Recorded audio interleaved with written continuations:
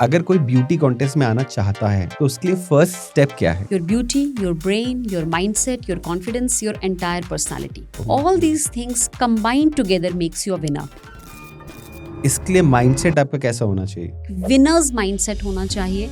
किस तरीके का mindset कि irrespective of what, I will do my best.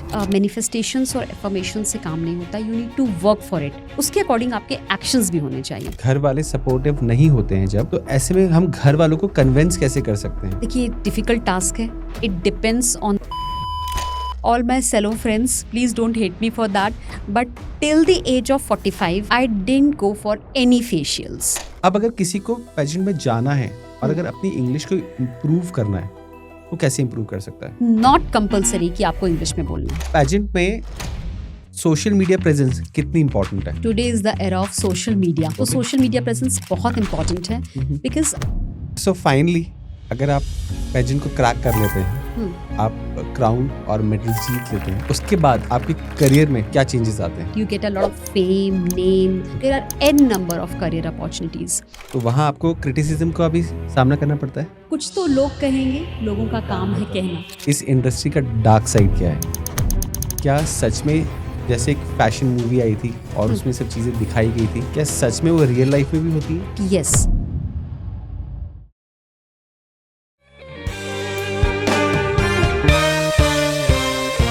Hello ma'am, कैसी हैं आप और क्या अच्छा चल रहा है? मैं बहुत अच्छी हूँ Shaleen ji, thank you so much. And बहुत कुछ अच्छा चल रहा है, specially after winning the contest of Mrs India. बहुत सारी नई चीज़ें भी चल रही हैं. Apart Okay. From my sessions, lot of events, photoshoots, podcast like these. Time तो मिल ही नहीं पाता होगा आपको? वेरी ऑनेस्टली बहुत डिफिकल्ट Right. हो जाता है मैनेज करना, but yes, enjoying life. Okay, to start with the questions, my first question is, अगर कोई ब्यूटी कॉन्टेस्ट में आना चाहता है तो उसके लिए फर्स्ट स्टेप क्या है? ओके, फर्स्ट ऑफ ऑल ये एक ब्यूटी कॉन्टेस्ट नहीं होता है. Okay. It's more than that, it's beyond that. Okay, because इसको कहा जाता है pageant. But generally as a layman language Yes. लोगों को ये सब चीजें नहीं पता होता. लोगों को हाँ. लगता है कि अच्छा एक कोई ब्यूटी कॉन्टेस्ट ही है Right. जिसमें हमको एक पार्टिसिपेट करना है. हाँ. ओके, देखिए, ब्यूटी कॉन्टेस्ट क्या होगा, उसमें सिर्फ आपकी ब्यूटी का के लेकर आप कॉन्टेस्ट करेंगे, आपकी Okay. ब्यूटी मायने तो करेगी. ये डिफरेंट कैसे होता ये है? डिफरेंट ऐसे है कि इसमें आपको आकर के अपना इंट्रोडक्शन देना होता है, okay, question answer round face करने होते हैं. तो it is a test of your confidence also. ये आपकी ओवरऑल पर्सनालिटी का टेस्ट है.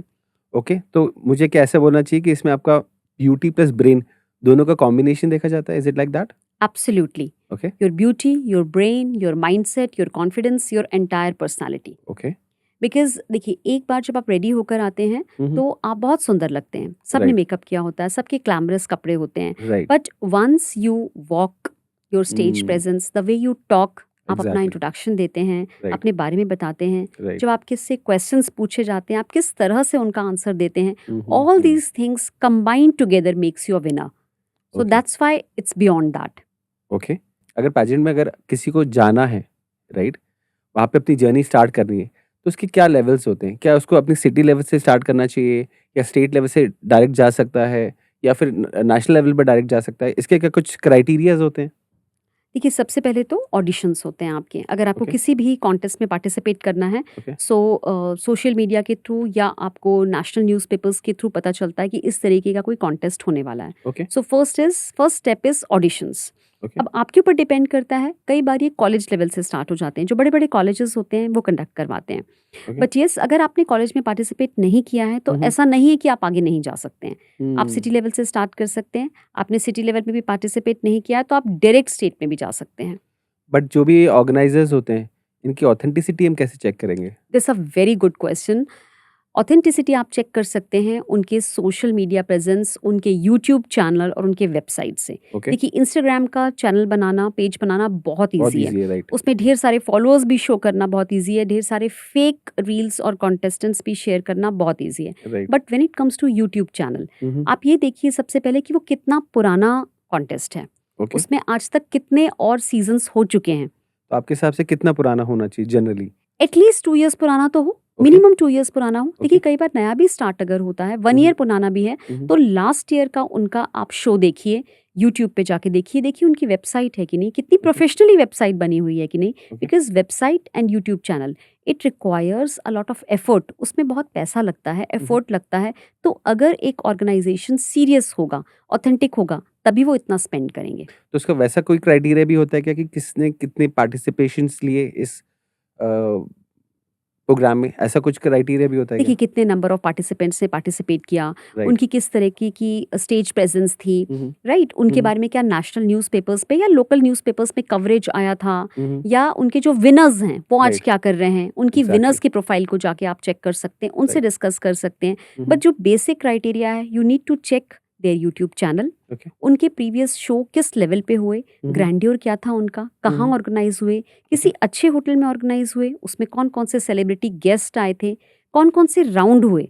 ओके। Yes, okay. हाँ, हम उसके ऊपर भी डिस्कस करेंगे। उस राउंड में किस लेवल के क्वेश्चंस पूछे गए, किस लेवल की ड्रेसेस पहनी हुई थी कंटेस्टेंट्स ने, और प्लस वेरी इंपॉर्टेंट उनकी वेबसाइट पे कितने प्रोफेशनली तरीके से उसको डिस्क्राइब किया हुआ है, ओके। एंड वेरी इंपॉर्टेंट उनकी विनर्स आज क्या कर कर रही रहे हैं। हैं। राइट। सो ये सारे क्राइटेरिया हैं जो आप देख करके पता कर सकते हैं। प्लस आप ऑर्गेनाइजर्स से डिस्कशन कर सकते हैं। अगर ओके। आप जब भी अप्रोच करते हैं, आप फील करते हैं कि आपको जाना है इसमें, तो you can discuss with the organisers. जब आप उनसे बात करेंगे, आप उनसे क्वेश्चंस पूछिए ओके। कि आपके कौन कौन से विनर्स रहे, वो अभी क्या कर रहे हैं, कब ऑर्गेनाइज होता है, इसमें आप क्या क्या हमें डिलीवरेबल्स देते हैं, क्या क्या प्रोवाइड कराते हैं। आप जब बात करेंगे तो भी उनकी मेच्योरिटी लेवल से, उनकी सीरियसनेस लेवल से आपको समझ में आएगा। तो ये एक होमवर्क तो करना ही चाहिए। ओके। अगर कोई पार्टिसिपेट करना चाहता है हम्म। तो बहुत बेसिक लेवल पे उसको कुछ प्रिपरेशंस करनी चाहिए क्या देखिए ऑडिशन से पहले? यस, देखिए it's all about preparation. Okay. पूरी तैयारी आपकी होनी चाहिए। ऑडिशंस के लिए भी एटलीस्ट उनको ये प्रिपेयर करना चाहिए कि वो अपने बारे में क्या बताएंगे, अपने आप को इंट्रोड्यूस कैसे करेंगे, मैं कौन हूँ, मैं किस तरीके की पर्सन हूँ। कई बार ऐसा होता है कि वहाँ जाकर के लोग ऐसी बातें बताने लग जाते हैं पर्सनल जो रिक्वायर्ड नहीं है। एग्जैक्टली। सो बहुत सधे शब्दों में, कंसाइज तरीके से आपको ये प्रिपेयर करना है कि आप अपने बारे में कैसे बताएंगे। आप एक बेसिक वॉक आपको करते हुए आनी चाहिए, आपके अंदर थोड़ा कॉन्फिडेंस होना चाहिए। मैं ये नहीं कहती कि आपके अंदर बिल्कुल नर्वसनेस नहीं होगी फर्स्ट ऑडिशंस को लेके, बट एटलीस्ट एक कॉन्फिडेंस होना चाहिए, आपके अंदर एक एंथुसियाज्म होना चाहिए। राइट। आप ये भी प्रिपेयर करें कि आप पार्टिसिपेट क्यों करना चाहते हैं। ये एक बेसिक क्वेश्चन है जो किसी भी ऑडिशन में पूछा जाता है कि आप Okay. अपने एक प्रोफेशन में हैं, फिर आप इस ब्यूटी कॉन्टेस्ट में या पैजेंट में क्यों पार्टिसिपेट करना चाहते हैं, वो आपका आंसर रेडी होना चाहिए। आपकी अगर कुछ हॉबी है, आपके अंदर एक टैलेंट है, तो उसको प्रिपेयर कर लें। 2 मिनट्स के लिए वो उनसे आपसे कहा जाता है कि उसको बताने के बताइए। लिए। यस, तो ये एक बेसिक प्रिपरेशन, आपको क्या कपड़े पहनने हैं, आपको कैसे तैयार होना है, basic sense of dressing and right. Getting ready, वो Right. आपको एटलीस्ट आना चाहिए। ओके। बट जनरली लोगों को ये इतनी नॉलेज भी नहीं होती है, तो ऐसी कोई जगह है या ऐसी कोई एजेंसी है या ऐसे कोई मेंटर्स हैं जो इस बारे में गाइड करते हैं कि प्री स्क्रीनिंग आपको क्या करना चाहिए? देखिए this industry is grooming blooming like anything. Okay. तो मेंटर्स और ग्रूमर्स भी हैं। आप इजीली पता कर सकते हैं कि इस फील्ड में कौन कौन से मेंटर्स हैं जो ऑलरेडी विनर्स हैं, जो ऑलरेडी प्रिपरेशन दे रहे हैं, इसकी तैयारी करवा रहे हैं, कोचिंग करवा रहे हैं। उनसे you can get in touch with them. आप Okay. उनसे डिस्कशन कर सकते हैं, वो आपको बहुत अच्छे से गाइड कर देंगे Okay. कि ऑडिशंस में आपको कैसे रेडी होके जाना है, क्या क्या आप एक्सपेक्ट कर सकते हो, किस तरीके के क्वेश्चंस आपके साथ आ सकते हैं। राइट। राइट, तो वो आपको बहुत इजीली प्रिपेयर करा देते हैं। ओके। वो आपको एक लेवल ऑफ मोटिवेशन भी देते हैं, गाइडेंस और डायरेक्शन तो देते ही हैं, बट एक सेंस ऑफ मोटिवेशन प्लस आपको मेंटली प्रिपेयर करते हैं कि आपको किस तरह से आगे वहां जाना चाहिए। Okay.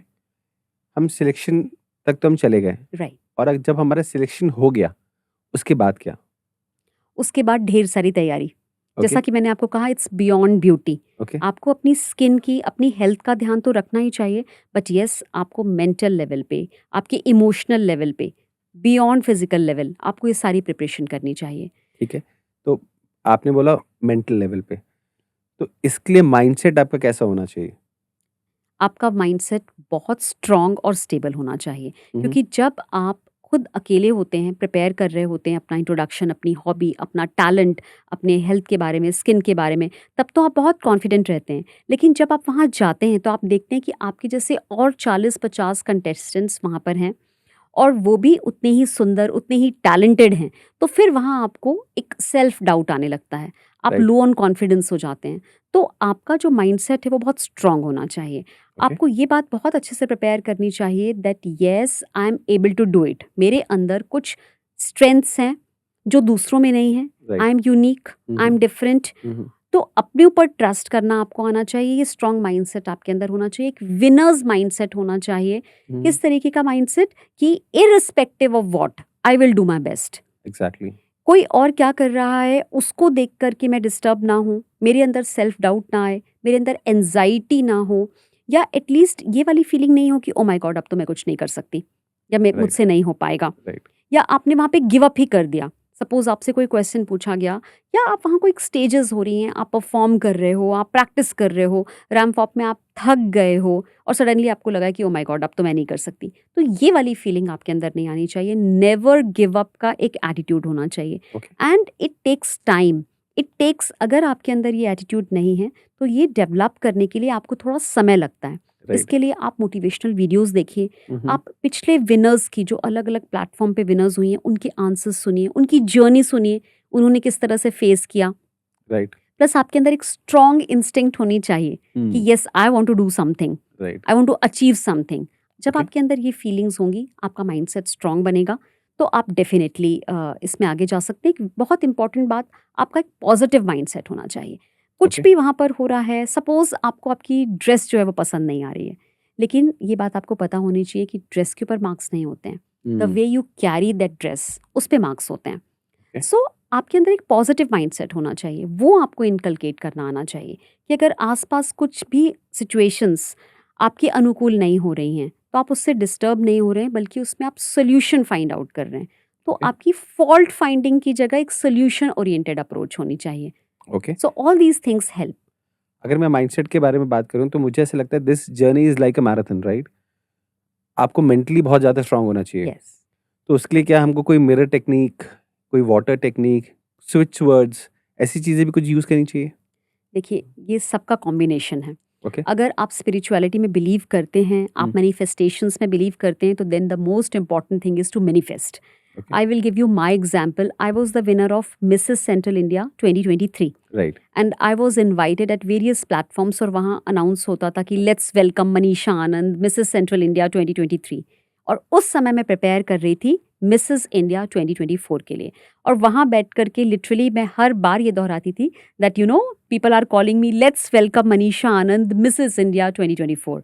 So this thing works, it work for me and I have several examples.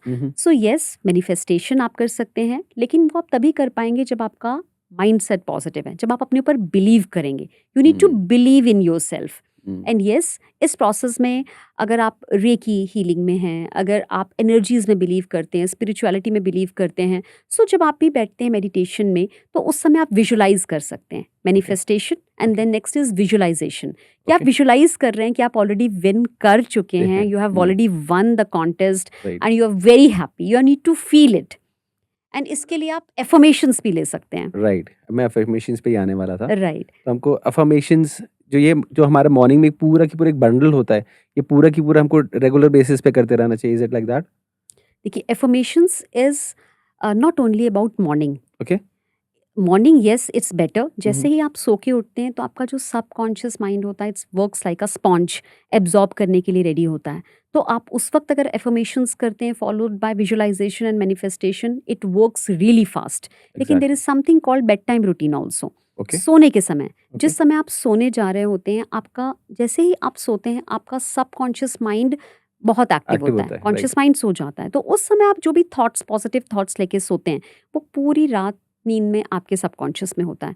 तो आप किसी भी कॉन्टेस्ट के लिए जाएं, वेदर आपने जैसे कहा मैराथन, अगर आप किसी और भी पर्टिकुलर रेस के लिए जा रहे हैं, ओलंपिक्स के लिए जा रहे हैं, एथलीट्स के लिए जा रहे हैं, किसी भी बड़े कॉन्टेस्ट कॉम्पिटिशन के लिए जा रहे हैं, you need to have a strong mindset and that begins from believing in yourself. जब आप अपने ऊपर ट्रस्ट करते हैं तो आपको लगता है हाँ सब कुछ हो जाएगा।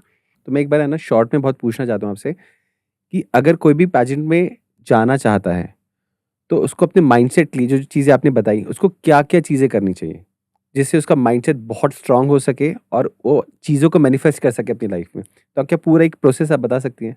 श्योर। फर्स्ट एंड फॉरमोस्ट रोज एफर्मेशन करें।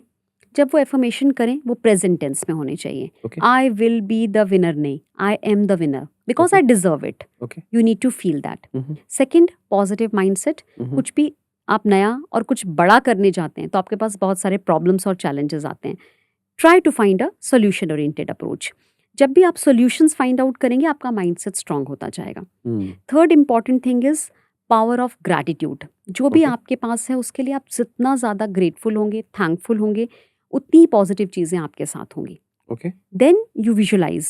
आप विजुलाइज कीजिए कि यस आप एक विनर बन चुके हैं। उसको मैनिफेस्ट कीजिए। मैनिफेस्ट का करने का मतलब होता है कि आपने ऑलरेडी उसको क्रिएट कर दिया। एग्जैक्टली। जो भी आप चाह रहे हैं अपने फ्यूचर में, आपने उसको ऑलरेडी सामने उसकी एक मूवी हमको इस तरह देखी। से विजुलाइज करना है कि हमारा नाम स्टेज पे कॉल आउट हो रहा है, राइट? राइट, और हम एज अ विनर हैं वहाँ पे, हम क्राउन पहने हुए हैं। Is it like that? हमको इस तरह से विजुलाइज करना चाहिए। बिल्कुल विजुलाइज कीजिए एंड उसको बहुत हैप्पी होके फील करके कीजिए। ओके। उसमें सेल्फ डाउट नहीं होना चाहिए। ये आप रेगुलर कीजिए। वेरी इंपॉर्टेंट, आप बिलीव कीजिए कि यस जो भी मैं प्रोसेस कर रही हूँ, देखिए खाली मैनिफेस्टेशंस और एफर्मेशन से काम नहीं होता। You need to work for it. उसके अकॉर्डिंग आपके एक्शंस भी होने चाहिए, पूरी प्रिपरेशन होनी चाहिए, पूरी तैयारी होनी चाहिए। तो धीरे धीरे आपके अंदर और कॉन्फिडेंस आएगा कि मैं तैयारी कर रही हूँ तो I will definitely be the winner. आपने ग्रैटिट्यूड के बारे में बोला कि हमको ग्रैटिट्यूड शो करना चाहिए।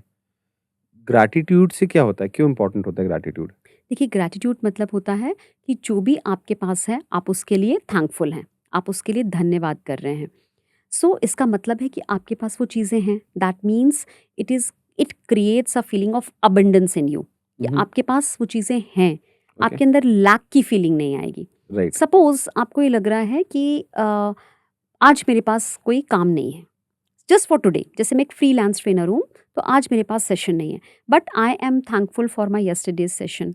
आई am so thankful for my tomorrow's session. I am Right. Thankful for all the sessions I have taken.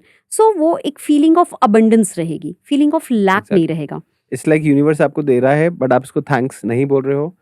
इन अ वे अगर मैं आपको कुछ दे रहा हूँ, अगर आप मेरे लिए थैंकफुल नहीं हो तो मैं आपको आगे क्यों दूंगा? Is it like that?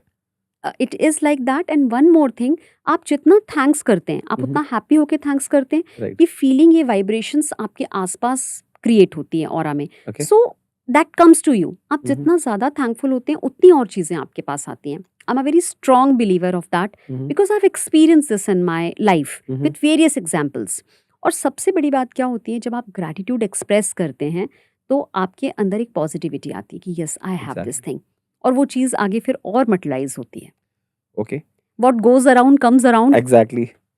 सो यहाँ पे एक सबसे बड़ा जो प्रॉब्लम होता है, और मैं ये सब कितना डीप में इसलिए जा रहा हूँ क्योंकि अगर कोई भी पेजेंट के लिए तैयारी कर रहा है या करना चाहता है तो ये सब चीज़ें उसके लिए बहुत ज़्यादा फायदे देने वाली है। ओके। सो यहाँ पे एक बहुत बड़ा प्रॉब्लम आता है, मैंने जो अक्सर देखा है लोगों के साथ, वो मैनिफेस्ट तो करना चाहते हैं और अपने सबकॉन्शियस को ये सारी चीज़ें बताना भी चाहते हैं, बट कहीं ना कहीं वहाँ पे उनका कॉन्शियस माइंड आ जाता है और कॉन्शियस माइंड आके बोलता है कि आप ये चीज़ नहीं कर सकते। तो ऐसी परिस्थितियों में क्या करना चाहिए? हाँ, मतलब उसको कॉन्शियस माइंड को शांत कैसे कराएं? राइट। देखिए कॉन्शियस माइंड शांत कब हो जाता है, जब आप सोते हो। Okay. That's why I said कि there has to be a bed time routine. Okay. आप एक काम और कर सकते हो, स्टार्ट राइटिंग योर एफर्मेशंस। जब Okay. आप लिखने लगते हो, जैसे छोटे बच्चों को भी बोलते हैं ना कि लिख लिख के याद करो, Right. या आपने लिख लिया, तो एग्जैक्टली। जब आप लिखते हैं तो आपके मेमोरी में और डीपली इम्प्रिंट होता जाता है। तो Right. जो भी आप बोल रहे हैं उसको लिखिए। आपके जो भी गोल्स हैं, जो भी आप बनना चाहते हैं, गोल्स डेली लिखिए, उसको बार बार दोहराइए। आपके सब कॉन्शियस में कोई चीज़ कैसे बैठती है, दो तरीकों से। एक, या आपने कोई उसके लिए बहुत बड़ा ट्रॉमा फेस किया है, एंड सेकेंड इज रिपीटेशन। बचपन से छोटे बच्चों को ABCD या आपके जो टेबल्स हैं कितनी बार रिपीट कराए जाते हैं। एग्जैक्टली। अगर आप नींद में भी उठा के छोटे बच्चे से पूछेंगे तो वो स्टार्ट कर देगा अपना नाम, Exactly. अपने पापा का नाम, Right. अपनी सिटी।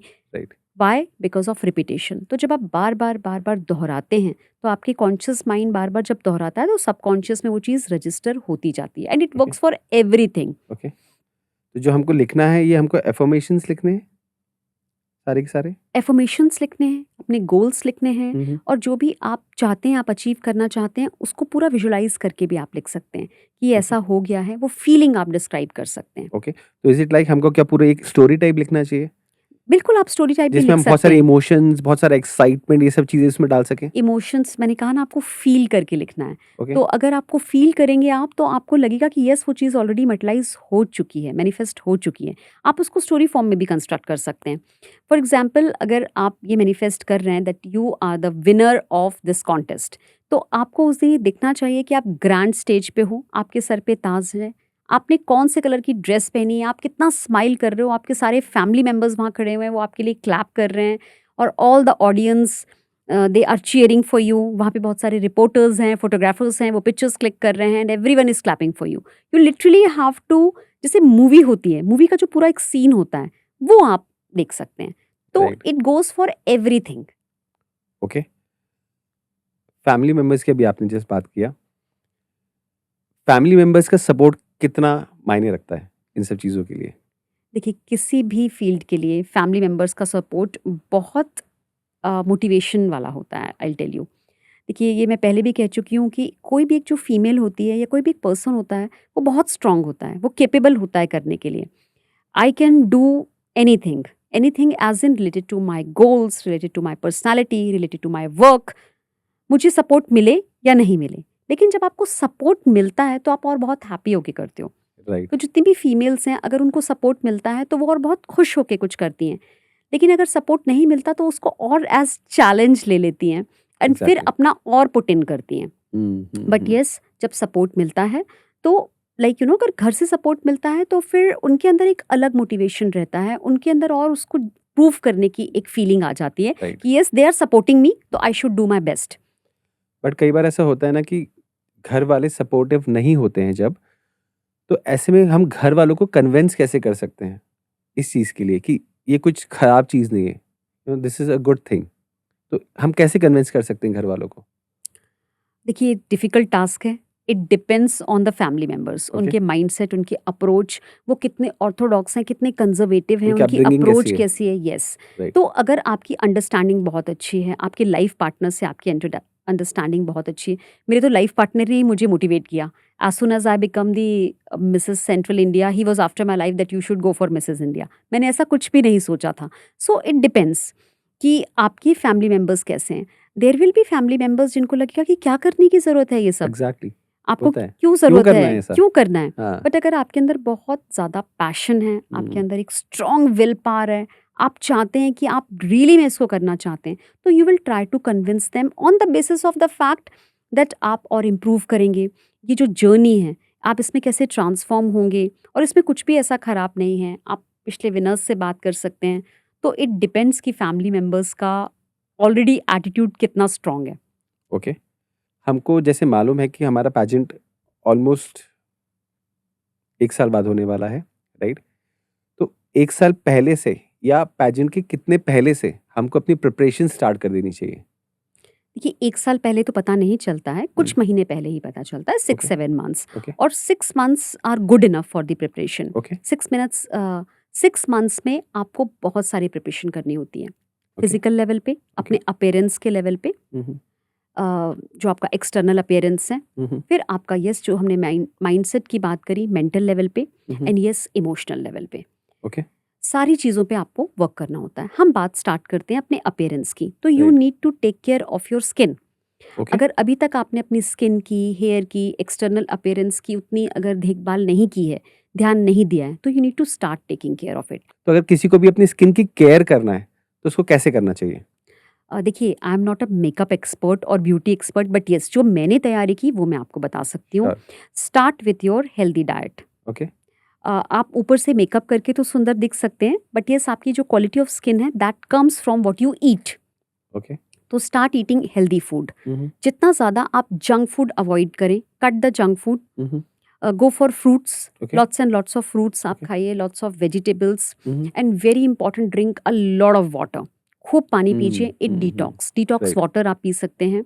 और यू नो, नींबू पानी है, एंड ड्राई फ्रूट्स हैं, सीड्स हैं, पम्पकिन सीड्स हैं। तो ये आपका एक मील होना ही चाहिए। प्लस आप बहुत सारा होम मेड फूड खाइए। ओके। बाहर जितना कट कर सकते हैं उतना कट कीजिए। थोड़ा सा कार्ब्स कम कीजिए, थोड़ा सा प्रोटीन बढ़ाइए, Look, again, I'm not a dietitian or nutritional I was about expert. to ask the same thing कि क्या हमें कोई डाइटिशियन को कंसल्ट करना चाहिए क्या? बिल्कुल आप डाइटिशियन को कंसल्ट कर सकते हैं, क्योंकि वो सिर्फ आपको पतला नहीं करने के लिए बताती है। डाइटिशियन के लिए एक मिथ है कि वो आपका वजन कम करवा देंगी, एग्जैक्टली, बट आप अगर हेल्दी फूड लेते हैं, सपोज किसी पर्टिकुलर मिनरल की या न्यूट्रिएंट की आपके अंदर कमी है, सपोज कैल्शियम अगर आपके अंदर कम है, तो आपकी बोन्स वीक होंगी, तो आप इतनी हील्स पहन के वहाँ 6 आवर्स कैसे खड़े होंगे? ओके, तो फिर मुझे लगता है और एक स्टेप नीचे जाना चाहिए कि पहले हमको सारे अपने टेस्ट कराने चाहिए, यस, उसके बाद डाइटिशियन के बाद जाना चाहिए, और फिर डाइटिशियन की Absolutely. एक जो भी डाइट मिली है वो हमको फॉलो करना चाहिए। राइट, बिल्कुल। राइट, सो हेल्दी फूड खाना चाहिए, सो दैट आपकी स्किन इंटरनली ग्लो करे। प्लस आप हेल्दी हो, तो आप जब हेल्दी फील करेंगे, आप हैप्पी फील करेंगे, तो it will show on your skin. Okay, second, आपको क्या ध्यान रखना है कि आपकी स्किन केयर रूटीन में second thing is that your cleaning, आप क्लीनिंग प्रॉपर कर रहे हैं। अगर आपको किसी पर्टिकुलर ट्रीटमेंट की रिक्वायरमेंट है, तो आप प्रॉपर कॉस्मेटोलॉजिस्ट से कंसल्ट कर सकते हैं। अगर आपकी स्किन में कुछ प्रॉब्लम है, तो राइट, आप उसके लिए पहले से ही कंसल्ट करें। आपको हम्म। लगता है कि आपके टीथ अलाइनमेंट प्रॉपर नहीं है, तो आप डेंटिस्ट से कंसल्ट कर सकते हैं। That's how you should go about it. Okay, but the thing is that you should do it daily. जो स्किन केयर आपका रूटीन है, क्लीनिंग, मॉइस्चराइजिंग, ये आपको डेली करना चाहिए। इट इसका भी शुड कोई बी इन योर, सीक्वेंस होता है क्या? या I was not getting into it, मुझे लगा बहुत ही डिटेल हो जाएगा, बट यस, CTM। मैं इसको चाहता हूँ डिटेल में करना, क्योंकि जो बहुत सारे व्यूअर्स हैं जो कि इस चीज में जाना चाहते हैं, उनके लिए पॉडकास्ट बहुत ज्यादा इंपॉर्टेंट होगा। और राइट, मुझे लगता है कि अगेन मैं कुछ पॉडकास्ट में कहता हूँ कि आपको पेपर पेन लेके बैठना चाहिए, क्योंकि इतनी सारी जो चीजें हैं आप याद नहीं रख सकते, तो अगर ये नोट्स बनाते चलेंगे तो शायद उनको बहुत ज्यादा फायदा होने वाला होगा। राइट। तो राइट, ठीक है, मैं आपको बताती हूँ स्किन केयर रूटीन। मैं पहले बिल्कुल नहीं करती थी, मतलब लाइक फेस ऐसे क्लीन कर लिया पानी से और एक मॉइस्चराइजर लगा करके भाग गए सेशंस के लिए, that's what I used to do. But yes, when I started preparing for it, I started with CTM।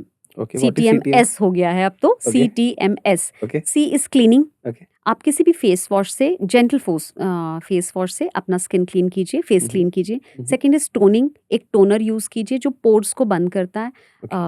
इसके लिए गुलाब जल बहुत अच्छा ऑप्शन है। थर्ड इज मॉइस्चराइजर, अपनी स्किन को मॉइस्चराइज कीजिए।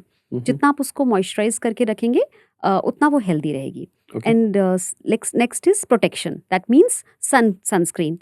आप घर पे भी हैं, मुझे ये बात नहीं पता थी कि आप घर पे भी हैं तो भी आपको सनस्क्रीन लगाना घर पे चाहिए। क्यों जरूरत है सनस्क्रीन की? देखिए, आसपास इतनी लाइट्स हैं, आप एटलीस्ट बालकनी में तो जाते हैं, पोर्च में तो जाते हैं। इतने में ही हमारी स्किन टैन हो जाती है? टैन की बात नहीं है, it's not about tanning.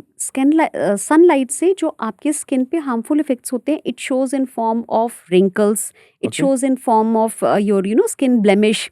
Thank God I am blessed, मैंने कुछ ज़्यादा नहीं किया, but when I attended the session on skin care, तो मुझे लगा कि ओके फाइन, अब एक और सनस्क्रीन भी लगाना पड़ेगा। But now it is in routine. देखिए, Okay. कोई भी आप एक हैबिट स्टार्ट करते हैं ना, तो शुरू में आपको एफर्ट लगता है। अभी आप सोकर उठते हैं, सुबह उठते हैं, आपने कब ब्रश कर लिया, आपने कब पानी पी लिया, आपको पता भी नहीं चलता होगा। सबकॉन्शियसली हमारा माइंड प्रिपेयर्ड है उसके लिए। राइट। हाँ। अगर आपको कॉन्शियस होके करना है, तो आप लेफ्ट हैंड से ब्रश करेंगे ताकि Exactly. आपको याद रहे। राइट, खैर, that's a different thing all together. But yes, अगर पानी पीने का रूटीन है, तो आप डेली पानी पिएंगे, वॉशरूम जाएंगे, नहाएंगे, आप एक रूटीन में काम करेंगे। एग्जैक्टली, सिमिलरली, आप कोई भी अगर नई हैबिट स्टार्ट करते हैं, तो शुरू में थोड़ा सा एफर्ट लगता है। Once it is in your habit, then it becomes very comfortable. फिर आपको वो एक झंझट नहीं लगता। Exactly. But yes, these things work.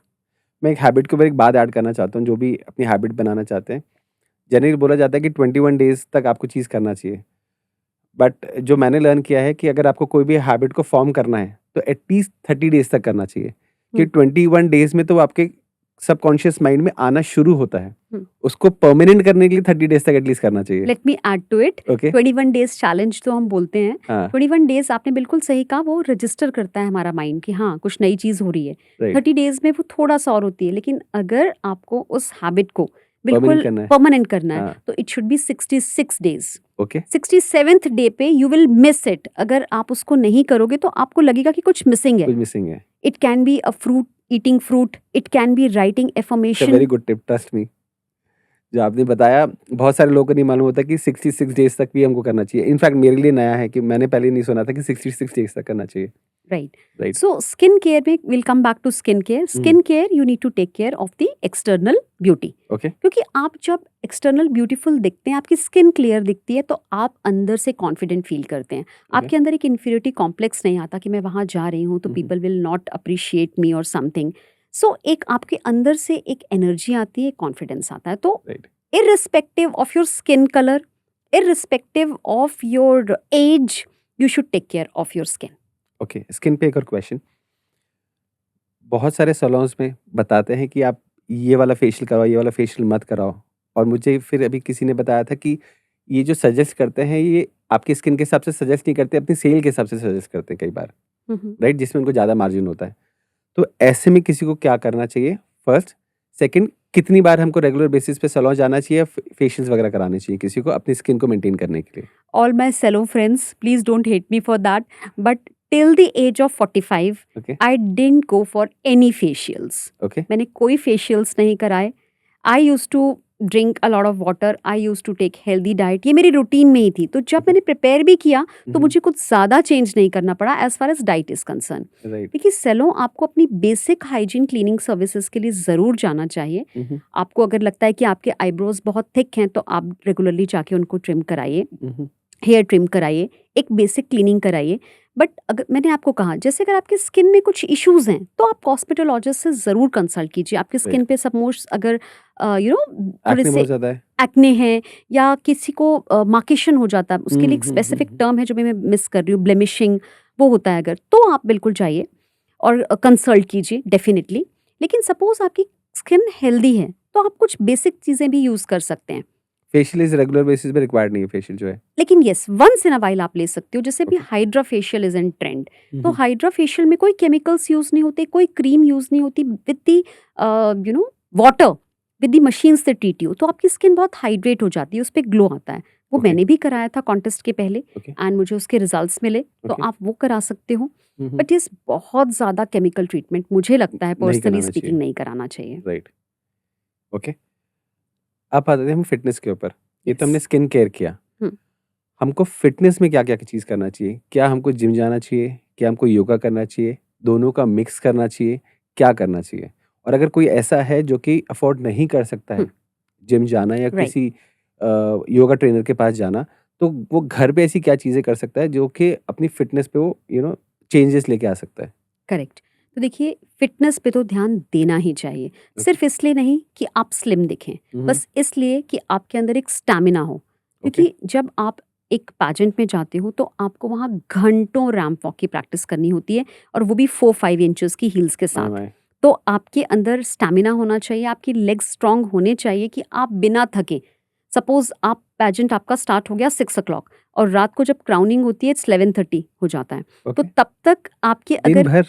No evening 6 okay, o'clock, लेकिन मॉर्निंग से आपके प्रिपरेशंस चल रहे होते हैं, मॉर्निंग में आपकी रिहर्सल होती है, सेम डे मॉर्निंग में आपकी स्टेज तो मतलब रिहर्सल आपको होती सुबह है। से लेकर रात तक हील्स पहन के घूमना है? देखिए, जब आपकी रैंप वॉक प्रैक्टिस होती है तब तो हाँ। आपको पहनना ही है, ओके, लेकिन आप जब 2 बजे से मेकअप के लिए बैठ जाते हो, 3 घंटे आपका मेकअप होता है, आप ओके। रेडी होते हो, फिर 6 o'clock से तो आपको पहनना ही है, बिकॉज आपके अलग अलग राउंड्स होते हैं। बॉडी So- में कितना एक होता होगा? हाँ, लेकिन कितनी अगेन heels है? Habit, if you are in habit, देखिए पैजेंट के पहले आई वाज ऑन फ्लैट्स, वो जो सुंदर सी जूतियां और फ्लैट्स होती हैं वो पहन के मैं सेशंस लेने जाती थी। When I Right. Got to know, I purchased heels hmm, and मैं उनको घर में भी पहन के घूमती थी कि पहले मैं कंफर्टेबल तो हो जाऊं। ओके, रैंप वॉक तो मैं बाद में करूंगी, first I should get comfortable, कि मैं गिरूं नहीं, I should be comfortable walking in heels. So वो आपका एक कंफर्ट लेवल आना चाहिए, हैबिट। अभी आपने देखा होगा, अभी मैं पहन कर आई हूँ तो I can climb 2 floors 3 floors, आराम से स्टेयर्स चढ़ सकती हूँ, कोई प्रॉब्लम नहीं है, बिकॉज वो एक हैबिट में आ गया। So coming back to the fitness, health, stamina, आपका स्टैमिना होना चाहिए, आपके अंदर फ्लेक्सिबिलिटी होनी चाहिए, आपके अंदर आपकी बॉडी में टोनिंग होनी चाहिए, तो Okay. उसके लिए आपको कोई ना कोई एक फिजिकल एक्टिविटी ज़रूर करना चाहिए। Okay. So coming back to yoga और जिम जो आपने कहा, देखिए I am not a gym person, मैं जिम नहीं कर सकती, मैं बहुत सालों से योगा करती हूँ, योग करती हूँ, लेकिन मुझे लगा योग तो मैं बहुत सालों से कर रही हूँ, मुझे कुछ और भी थोड़ा डिफरेंट करना चाहिए, तो आई जॉइन पिलाटेस। ओके, मैंने पिलाटेस ज्वाइन किया, पूरा 1 year पिलाटे किया, उससे मेरी बॉडी में टोनिंग बहुत हुई, तो आपके अंदर फ्लेक्सिबिलिटी आई। और सबसे बड़ी बात, जब आप वर्कआउट करते हो, whether it is walking, whether it is gym, yoga, Pilates, aerobics, zumba, कुछ भी, आपके अंदर हैप्पी हार्मोन सिक्रीट होते हैं, आपके अंदर फील गुड हार्मोन सिक्रीट होते हैं, तो it makes you more confident, it makes you more happy and it reflects in your aura. तो राइट, आपको कोई भी एक फिजिकल एक्टिविटी तो ज़रूर करनी चाहिए डेली। अब आपने कहा कि सपोज कोई जिम की मेंबरशिप की फीस नहीं है, राइट, कोई बात नहीं, स्टार्ट विथ वॉकिंग, वॉकिंग कीजिए, स्ट्रेचिंग कीजिए, यूट्यूब पे आप अच्छा सा म्यूज़िक चलाइए, बहुत सारे आपको एरोबिक्स के उसमें एक्सरसाइज मिल जाती है, वो कर सकते हैं, योगासन कर सकते हैं, but at least 45 minutes to 1 hour 60 minutes कोई एक फिजिकल एक्टिविटी ज़रूर कीजिए। राइट। हम रनिंग भी कर सकते हैं if I am not wrong, वो उससे भी आपका यस, स्टैमिना बहुत ज़्यादा बढ़ता है। राइट। आप रनिंग कर सकते हैं, running is good for marathon, लेकिन अगर आप पैजेंट के लिए जा रहे हैं तो योगा और एरोबिक्स इसलिए कीजिए क्योंकि स्टैमिना के साथ-साथ आपके अंदर फ्लेक्सिबिलिटी भी होनी चाहिए। ओके। एंड अगर आप योगा प्राणायाम करते हैं तो it helps you in building your mindset also. It right. Makes you very calm and composed balanced person with exactly. Pranayama. तो आप प्राणायाम भी ज़रूर कीजिए। जस्ट इन केस अगर कोई जिम जाता है, हुँ। तो क्या इसको वेट लिफ्टिंग करनी चाहिए, नहीं करनी चाहिए? क्योंकि ऐसा बोला जाता है कि अगर आप वेट लिफ्टिंग करते हैं, तो आपका बॉडी का स्ट्रक्चर चेंज होता है। देखिए, वेट लिफ्टिंग ज़रूर करनी चाहिए। मैंने अभी रिसेंटली एक ऑर्थोपेडिक फिजिशियन का भी एक पॉडकास्ट सुना था एंड यस, मेरे फ्रेंड भी हैं, उन्होंने भी मुझे कहा था कि अगर आप जाते हैं वेट लिफ्टिंग करने स्ट्रेंथनिंग के लिए, तो एकदम से आपकी बॉडी जो है वो वेट लिफ्टिंग के लिए और एकदम मस्कुलर नहीं हो जाती है। Okay, it requires a long term training, okay. तब आप बॉडी बिल्डिंग में जाते हो। लेकिन इन जनरल वेट लिफ्टिंग हुँ, हुँ। और स्ट्रेंथनिंग आपको मसल्स की करनी ही चाहिए, अदरवाइज जो आपकी बॉडी है वो आपके स्पाइनल कॉर्ड का वेट नहीं ले पाती है और आपको स्पाज्म और जो आपको ये जो पेन होते हैं वो होते हैं। ये एक बहुत बड़ा मिथ है। Good you ask this question. Okay. I am really glad to answer this question that जो भी 40 प्लस के बाद में इंडिया में कॉन्सेप्ट ही नहीं है कॉन्सेप्ट नहीं, बिल्कुल नहीं है। और इनफैक्ट मुझे भी नहीं पता था। So I was never as I told you I was never a gym person. तो मैं हुँ, हुँ। योगा करके ही बहुत खुश थी। लेकिन जब मैंने पिलाटेस करना शुरू किया उसमें भी आपको वेट के साथ फ्लेक्सिबिलिटी आपको ओके। करनी होती है, स्ट्रेचिंग करनी होती है। हुँ, हुँ। तो आई फेल्ट दैट मुझे और मेरे पेन्स कम हो गए हैं। एग्ज़ैक्टली पिलाटेस में क्या होता है? पिलाटेस में बेसिकली स्ट्रेचिंग होती है, मशीन्स के ऊपर होती है और वो वेट लगी होती है उसमें। तो ओके, आप कह सकते हैं it's yoga on machines. Okay. तो पूरी स्ट्रेचिंग होती है, मशीन्स पे होती है और आप बहुत इजीली अपनी बॉडी को टोन कर सकते हैं, फ्लेक्सिबल कर सकते हैं, स्टैमिना बढ़ा सकते हैं, इंटरनल कोर स्ट्रेंथनिंग के लिए होती हैं। ओके। तो इट्स लाइक दैट। तो this is good for male females both? Both, yes yes, definitely. Okay, male female both can do it. Okay, ठीक है।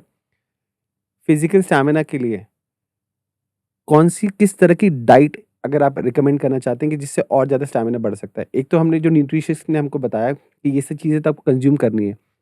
स्टैमिना बढ़ाने के लिए भी कुछ ऐसी चीज़ें जो हमको कंज़्यूम करनी चाहिए रेगुलर बेसिस पे? देखिए, जब आप वर्कआउट करते हैं तो आपकी बहुत स्ट्रेंथ यूज़ होती है, राइट? आप थक भी जाते हैं। तो yes, drink a lot of water, but yes, don't go for synthetic protein. जो भी आपका नेचुरल घर में प्रोटीन है, अगर आप नॉन वेजिटेरियन हैं तो आप नॉन वेज ले सकते हैं, एग्स ले सकते हैं। आई एम वेजिटेरियन, मैं नॉन वेज नहीं लेती हूँ बट मैं एग्स लेती हूँ, तो मैं एग्स लेना मैंने बढ़ा दिया था। आप पनीर लीजिए, दही लीजिए, मिल्क प्रोडक्ट्स लीजिए, थोड़ा सा प्रोटीन कंटेंट बढ़ा दीजिए। आप स्प्राउट्स लीजिए, it helps right. You a lot. So थोड़ा अगर आप वर्कआउट करते हैं तो अपना प्रोटीन जो लेवल है डाइट का वो बढ़ा दीजिए।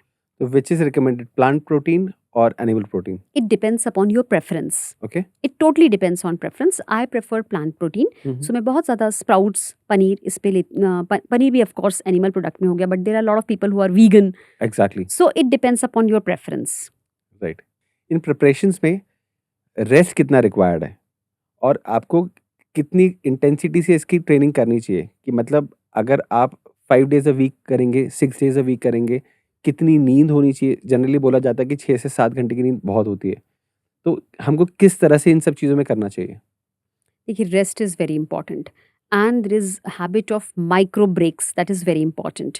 आप कोई भी काम कर रहे हैं, वेदर इट्स ट्रेनिंग, वेदर आपका कोई वर्क हो, उसके बीच में आप माइक्रो ब्रेक्स ज़रूर लीजिए। आपने 1 घंटा कोई काम किया है, take a break of 5-10 minutes, relax, okay, go for slow breathing, okay, deep breathing, okay. Take a glass of water. Hmm, hmm. This calls for a micro break. Okay, micro break का मतलब ये नहीं है कि आप बैठ गए couch पे और आपने फ़ोन चलाना स्टार्ट कर दिया। Right. It will make you mentally fatigue.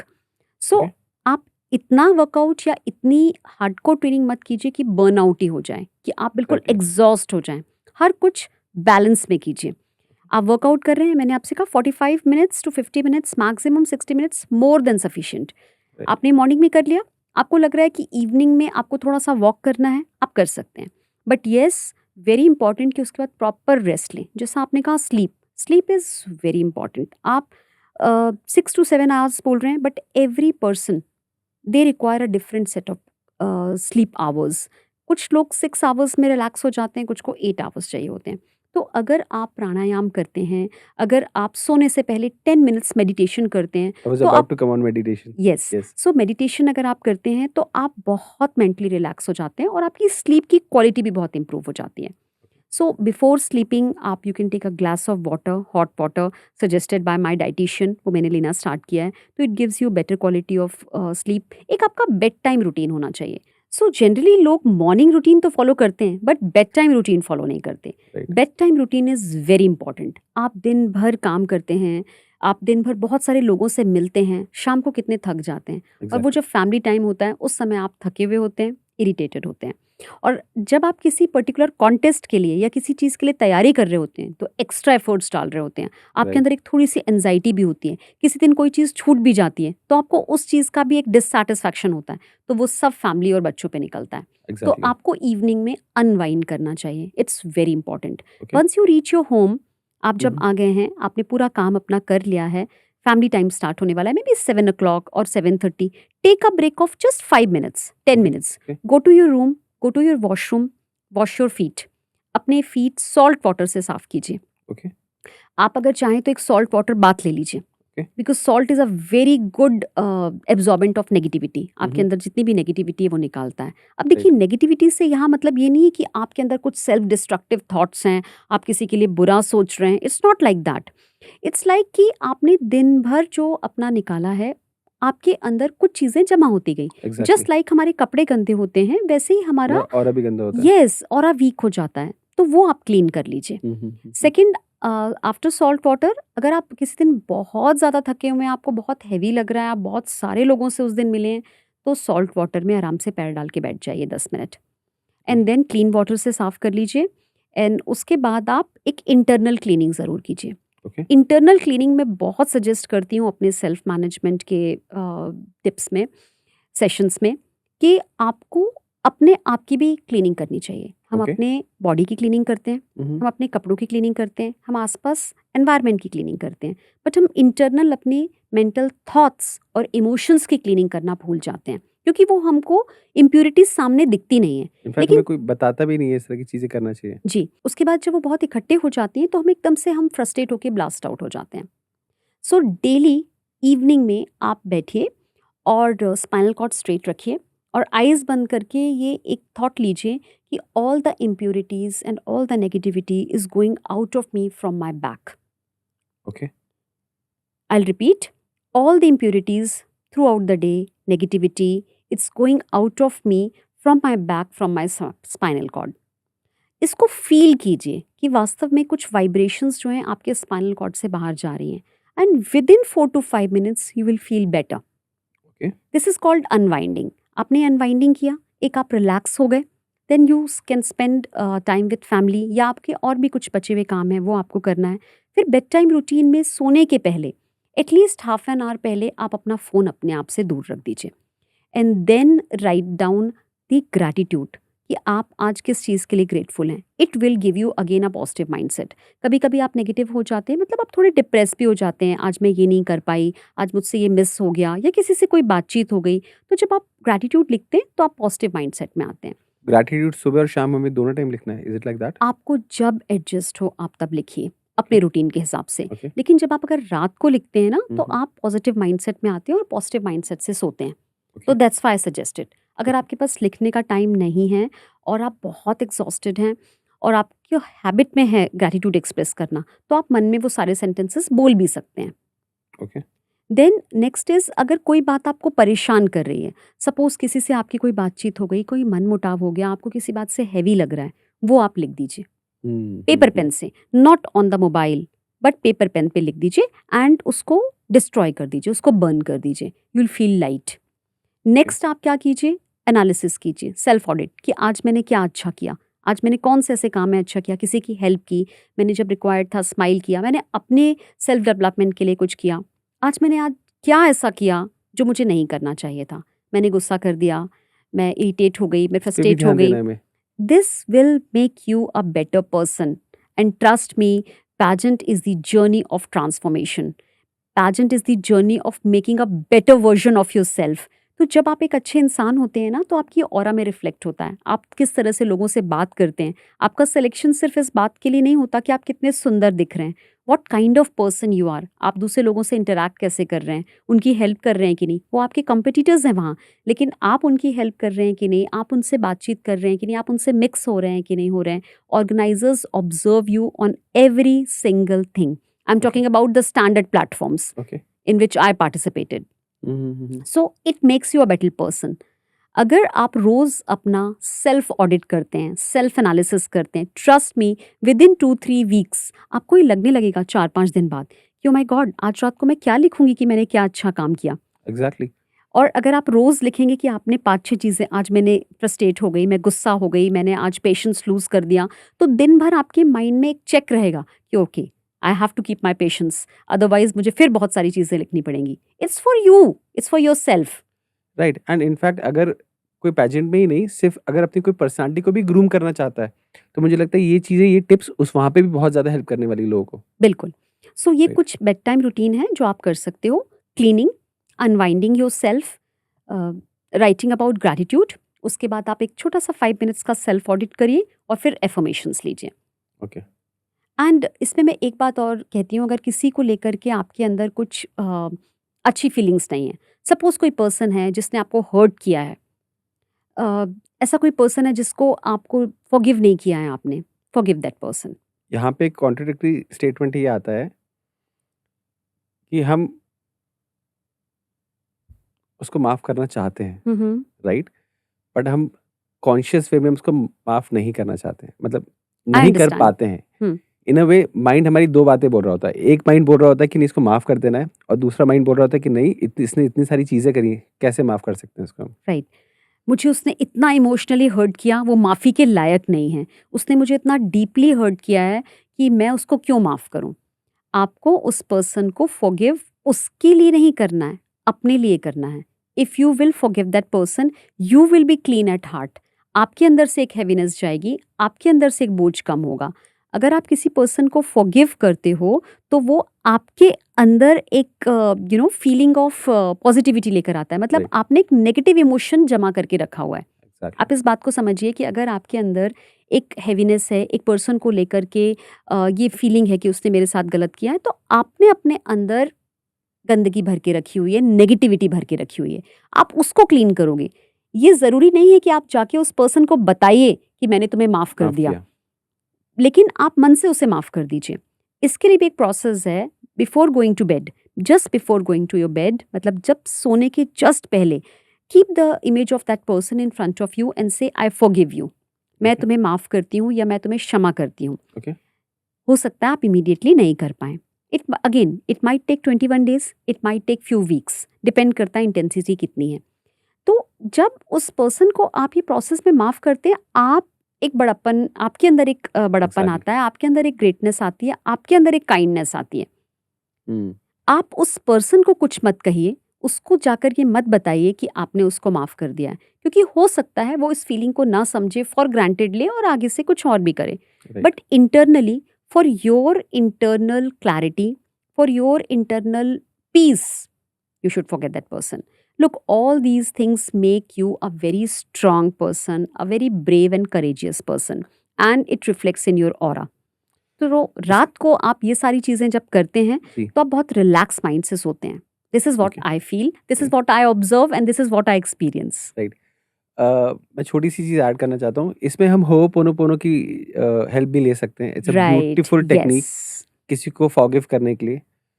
It takes time, but सिर्फ़ आपको 4 स्टेटमेंट्स बोलने हैं, और वो 4 स्टेटमेंट धीमे-धीमे आपकी लाइफ़ में मिरेकल्स लेके आ सकते हैं। तो येस, वहाँ पे होनोपोनो भी यूज़ कर सकते हैं लोग। जनरली ऐसी कौन-कौन सी ग्रूमिंग मिस्टेक्स होती हैं, जो लोग जाने-अनजाने में कर ही देते हैं? क्या होता है, सबको बहुत सुंदर दिखना होता है, सबको बेस्ट दिखना होता है। उस चक्कर में वो फैशन ट्रेंड्स को फॉलो करते हैं कि अभी ये ट्रेंड में है, मुझे ये पहन लेना चाहिए, ये ड्रेस। बट आप पहले ये देखिए कि उस ड्रेस में आप कैसे लगेंगे। ओके, आपका बॉडी स्ट्रक्चर कैसा है, आपकी हाइट कैसी है, आपका कॉम्प्लेक्शन कैसा है, क्या ये कलर आपको सूट करेगा, क्या ये पर्टिकुलर ड्रेस आपको सूट करेगा। या सपोज आपने कभी भी इस तरीके की ड्रेस नहीं पहनी है, सपोज आपने एक शॉर्ट ड्रेस कभी भी नहीं पहनी है, लेकिन वो ड्रेस आपको बहुत सुंदर लग रही है और आप उसको पहन के जाना चाहते हैं कॉन्टेस्ट में या ग्रूमिंग डेज में या कहीं भी पब्लिक प्लेटफॉर्म पे।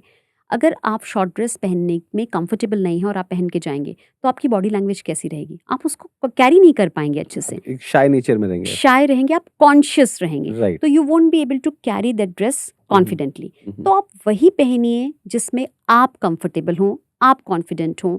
This is very important. So there is a difference between fashion, trend and being comfortable in something. Suppose जैसे आप ब्यूटी कॉन्टेस्ट के लिए जा रहे हैं, बहुत सारे वहाँ पे फीमेल्स होती हैं those who are not comfortable with the deep necks. It's absolutely fine, आप जिसमें भी कंफर्टेबल हो आप वही ड्रेस पहनिए। तो ये मेजर ग्रूमिंग मिस्टेक है। Similarly it goes for the makeup also. For example मैं बहुत लाइट मेकअप वेयर करती हूँ because I am not use to it. तो कभी कभी अगर बहुत ज़्यादा मेकअप हो जाता है तो आई फील आर्टिफिशियल, मुझे अपने आप में ही वो कंफर्ट लेवल नहीं आता है। सो ज़रूरी नहीं है कि आपको दूसरों को देख करके जो उनके ऊपर अच्छा लग रहा है वो आपके ऊपर भी अच्छा लगेगा, ऐसा ये ट्रेंड फॉलो ना करें। पहन के उसको पहले कंफर्टेबल हो।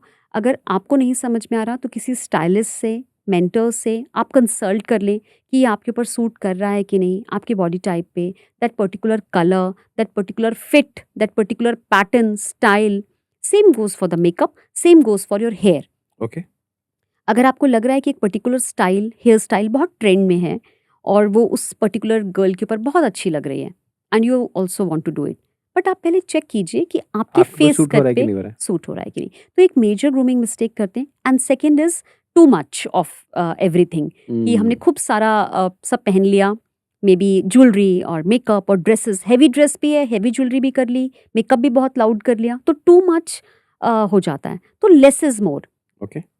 उस पे भी ध्यान दीजिए। This is the major grooming mistake which a girl might do during these pageant days. Okay. So when you are talking about dresses, right, हमको वार्डरोब अपग्रेड करते समय what exactly we should keep in the mind कि हमें किस तरह की dresses रखनी चाहिए, ड्रेस सिलेक्शन किन किन पैरामीटर्स पे करना चाहिए, क्या वहाँ पे कलर साइकोलॉजी आनी चाहिए, कलर्स अगर हमको पहनने तो किस तरह के कलर्स लेने चाहिए, can you please throw some Sure. Light on this thing. देखिए, you are in a particular profession, जैसे मैं एक ट्रेनर के प्रोफेशन में हूँ तो I wear a dress which is appropriate for my profession. But once I will prepare for pageant or once I'll go for pageant, my dressing style will be different. So dress according to the occasion. जिस भी occasion पे आप जा रहे हैं उसके according आप dress कीजिए। अब जैसे आप पैजेंट के लिए जा रहे हैं, फैशन इंडस्ट्री में जा रहे हैं, ब्यूटी कॉन्टेस्ट में जा रहे हैं, तो you will wear something bright, तो go for bright colours. Bright colours like red, orange, yellow, golden, silver. Evening में आप जा रहे हैं तो it can be black, black is evergreen. You can go for bright colors like royal blue. Again, it should suit your skin tone. आप देखिए कि आपका स्किन टोन कैसा है। Second, it should be glamorous, full of shine, glittery. तो आप जब भी इस तरीके के ओकेजन्स के लिए जा रहे हैं, शो के लिए जा रहे हैं, तब आपकी ड्रेस बहुत ग्लैमरस होनी चाहिए, शाइनिंग होनी चाहिए, राइट। नेसेसरीली रिवीलिंग नहीं होनी चाहिए। कोई कंपलसरी नहीं है that it should be revealing, sleeveless, backless और डीप नेक और something, short dress, slit. It depends upon your comfort level कि आप कितना कंफर्टेबल हैं, आप कितना स्किन शो करना चाहते हैं, आप कितना ड्रेस पहनने में। आप अगर स्लीवलेस में कंफर्टेबल नहीं है तो वियर स्लीव्स। पैजेंट इंडस्ट्री में ये एक मिथ है कि you need to show your body, you need to show your skin. आप बहुत सोबर कपड़े पहन करके भी, आप पूरे कपड़े पहन करके भी ग्लैमरस शो कर सकते हैं अपने आप को, बिल्कुल। सो आपका जो वार्डरोब है वो आप ऐसे अपग्रेड करें कि go for bright colours, go for shining clothes. And yes, there are different styles, gowns हैं, स्कर्ट्स हैं, जंप सूट्स हैं। एंड सो अगेन, आपका कंफर्ट लेवल किस में है वो आप पहन के देखिए। एंड कैसे चूज करना चाहिए, according to your body structure. आपका वेट कितना है, आपकी हाइट कितनी है, शॉर्ट हाइट पे ये ड्रेस अच्छी लगेगी कि नहीं। येस, आपका स्ट्रक्चर कैसा है, आप आपका कलर कैसा है, स्किन टोन जो मैंने आपको बोला वो कैसा है। प्लस मोस्ट इम्पॉर्टेंट इज कि आपका माइंडसेट कैसा है, are you ready to wear that dress. Okay. और कभी कभी इसमें थोड़ा सा मैं ऐड करूंगी, कभी कभी आपको अपनी कंफर्ट जोन से भी बाहर आना चाहिए। Okay. For example, I also came out of my comfort zone during the contest of Mrs India, wherein I felt कि yes, there is a need and I will look beautiful in this particular dress, so I tried that dress. and then people complimented me and I got the best dress award there. So I was very happy. So Wow. आपको अपने comfort zone से भी बाहर जाना चाहिए, लेकिन yes, you should know कि it should look beautiful on me. Okay. It should suit me. अगर किसी का स्किन टेक्सचर डार्क साइड में है हम्म। तो उसको किस तरह के कपड़े पहनने चाहिए, और अगर उसका लाइट साइड में है तो उसको किस तरह के कपड़े पहनने चाहिए? कलर्स में पूछ रहा हूँ मैं, किस Right. तरह के कलर्स पहनने चाहिए ड्रेसेस के? करेक्ट. जैसा अगर फेयर स्किन है तो जनरली उस पे सारे कलर्स सूट हो जाते हैं जनरली. ओके. और ब्राइट कलर्स भी अच्छे लगते हैं और पेस्टल शेड्स भी अच्छे लगते हैं. अगर स्किन टोन थोड़ा सा अगर डार्क साइड पे है तो येलोइश और नियॉन थोड़ा अवॉइड करना चाहिए. ओके. उसमें go for slightly subtle and shades like अगर आप बात करें कि मरून शेड हो गया, अगर हम बात करें कि ब्राउन शेड हो गया, देन पेस्टल शेड्स हो गए, तो अगर थोड़ा सा स्किन टोन डार्क है तो. एंड येस, वेरी इंपॉर्टेंट, अगर आपको नहीं समझ में आ रहा है तो मोस्ट इम्पॉर्टेंट अगर आप ये कर सकते हैं कि आप किसी मेंटर या किसी स्टाइलिस्ट की आप इसमें गाइडेंस ले सकते हैं. और आप पहन करके उसमें पहले ये देखिए कि आप और ज़्यादा मोटे तो नहीं लग रहे हैं. आपके शेप के अकॉर्डिंग अलग अलग टाइप की बॉडीज़ होती हैं, तो आप उसमें और आपकी जो भी आपकी बॉडी के प्लस पॉइंट्स हैं वो हाईलाइट हो रहे हैं कि नहीं हो रहे हैं. ऐसा तो नहीं है कि आप कहीं कुछ आपके देखिए सबकी बॉडी में अपने अपने फ्लॉज होते हैं एग्जैक्टली. एंड कुछ स्ट्रॉन्ग पॉइंट्स होते हैं, तो आपके स्ट्रॉन्ग पॉइंट्स हाईलाइट होने चाहिए और आपके जो फ्लॉज हैं वो दबने चाहिए. दबने चाहिए. ये होता है रूल स्टाइलिस्ट का और आपका ग्रूमिंग स्टाइल का. तो देखिए उसमें बहुत डिटेल है, अगर हम उसको यहाँ डिस्कस करेंगे तो पूरा सेशन उस पर Exactly. चला जाएगा. राइट. अभी आपने मेंटर की बात करी. करेक्ट. एक मेंटर कितना इम्पोर्टेंट होता है एक पेजेंट की तैयारी करने के लिए और वहां जाने के लिए? देखिए मेंटर का बहुत इंपॉर्टेंट रोल होता है. वाई? बिकॉज उनको पता होता है डूज एंड डोंट्स, कि आपको क्या करना चाहिए क्या नहीं करना चाहिए. ओके. मेंटर्स आपको ये बताते हैं कि ऑर्गेनाइजर्स का माइंडसेट क्या होता है, ओके. ऑर्गेनाइजर्स एक विनर में क्या ढूंढते हैं. सो उस तरीके से वो आपको गाइड करते हैं. They guide you on the way of walking, कि आपको रैंप वॉक कैसे करना है, आपका बॉडी पॉस्चर कैसा होना चाहिए, आपको खड़े कैसे होना है, आपका फेशियल एक्सप्रेशन कैसे होना चाहिए. तो ये they guide you on their body language, they guide you on your styling, कि कैसे कपड़े पहनने चाहिए. Okay. They guide you on how you should prepare your introduction. They guide you कि एक क्वेश्चन आंसर राउंड के समय आपकी अप्रोच कैसी होनी चाहिए, कि Right. क्या बोलना चाहिए क्या नहीं बोलना क्या चाहिए? नहीं बोलना चाहिए is more important, because Exactly. They know, उनको एक्सपीरियंस होता है. तो मेंटर का, गाइड का बहुत बड़ा रोल होता है. और अगर कोई बिगनर है तो वो ज़रूर गाइडेंस लें, सो दैट उन राइट डायरेक्शन में हो. मेहनत तो करते ही हैं सब, एफर्ट्स सब लगाते हैं, बट करेक्ट डायरेक्शन में लगा पाएंगे अगर एक उनको गाइडेंस मिल जाएगा एक मेंटर का. ओके. तो एक मेंटर को सिलेक्ट करने के लिए क्या पैरामीटर्स हमको देखने चाहिए उस मेंटर में? उनका एक्सपीरियंस कितना है, उस Okay. मेंटर का उस पर्टिकुलर इंडस्ट्री में एक्सपीरियंस है, हम्म. उन्होंने पहले कितने लोगों को गाइड किया हुआ है. अगेन आजकल सोशल मीडिया प्रेजेंस सबकी होती है, आप उनका सोशल मीडिया हैंडल चेक कर सकते हैं. ओके. उनसे आप अगर बात करें तो आपको ये लगना चाहिए कि आपके अंदर एक पॉजिटिविटी आ रही है. वो आपको Right. सिर्फ आपके फ्लॉज नहीं बता रहे हैं, आपको Right. मोटिवेट भी कर रहे हैं, exactly. What kind of person they are. And yes, कितने सालों का एक्सपीरियंस है, कितना डीप एक्सपीरियंस है, किस प्लेटफॉर्म का एक्सपीरियंस है, उनको एक्सपीरियंस मैटर्स, ये ज़रूर Okay. देखना चाहिए. अभी आप थोड़ी देर पहले कॉन्फिडेंस की बात कर रहे थे, राइट? मुझे लगता है कॉन्फिडेंस आपकी पब्लिक स्पीकिंग से बहुत ज़्यादा आता है कि आपकी कम्युनिकेशन स्किल्स कैसी हैं, आप अपने विचारों को कितने अच्छे से दूसरे के सामने रख पा रहे हैं और दूसरा आपके विचारों को कितने अच्छे से समझ पा रहा है, right? So when it comes to communication, हमें वहाँ पे कैसे काम करना चाहिए? I always say that the best investment is investing in yourself. Okay. अपने ऊपर इन्वेस्ट कीजिए. ओके. कैसे? Take courses. आप जिस भी फील्ड के लिए जा रहे हैं उससे रिलेटेड आप गाइडेंस लीजिए, कोर्स लीजिए. For Okay. एग्जाम्पल अगर हम कम्युनिकेशन की बात करें, अगर आपको ऐसा लगता है कि मेरी कम्युनिकेशन स्किल्स उतनी अच्छी नहीं है, तो take a help of communication skills mentor, trainer. इसके लिए बहुत ज़रूरी है कि आप वीडियो क्लिपिंग्स देखिए ऐसे ओरेटर्स की जो बहुत इम्प्रेसिव तरीके से बात करते हैं. Okay. अभी हम लेटेस्ट में अगर बात करें तो प्रियंका चोपड़ा हैं. Right. After going to US उनका कितना चेंज हुआ है communication, voice modulation, the way she speaks, the way she takes pauses, pronunciation. Right. Sushmita Sen हो गई, ऐश्वर्या राय हो गई. In fact Kangana Ranaut has also changed a lot. Exactly. She has groomed a lot. अगर हम बात करें कि पहले उनका हरियाणवी एक्सेंट था, हाँ जी. Local accent. हाँ। पर बाद में उन्होंने उसको, जब उनका कांस फेस्टिवल जाना था, तो she has improved on her communication. तो ये आता है प्रैक्टिस से। राइट। फर्स्ट इज लिसनिंग, आप सुनिए video clippings. Second is practicing, practice कीजिए, रिकॉर्ड कीजिए, अपने ऑडियो क्लिपिंग्स रिकॉर्ड कीजिए और फिर सुनिए। सो कम्युनिकेशन आप ऐसे इम्प्रूव कर सकते हैं। एंड बहुत ज़रूरी है क्या बोलने के साथ साथ कैसे बोलना है, how. Your Right. Tone is very important, the way you speak right. with a proper pause, exactly. with proper emphasis on certain words. कहाँ थोड़ा जोर से बोलना है, कहाँ थोड़ा धीरे बोलना है। इस तरह की पिच होनी चाहिए आपकी। यस, तो these things are very important in communication skills. देखिए एक स्किल है, skill can be improved. Skill can be learned. Yes, skill Yes. Can be learned. ये जेनेटिक नहीं है, ऐसा नहीं है कि आपकी हाइट है, आपकी जीन्स में आपको मिल गई, आप इसको बढ़ा नहीं सकते। But skill can be improved with proper practice, with guidance and yes efforts in a particular direction. तो आप इस तरह से कम्युनिकेशन इम्प्रूव कर सकते हैं। And speaking of public speaking, public speaking के लिए बहुत ज़रूरी है कि आप पब्लिक में सबके सामने ज़्यादा से ज़्यादा बोलिए। क्या होता है, जब हमें अंदर से एक डर होता है, कॉन्फिडेंस नहीं होता है, तो हम लोगों के सामने बात भी कम करते हैं।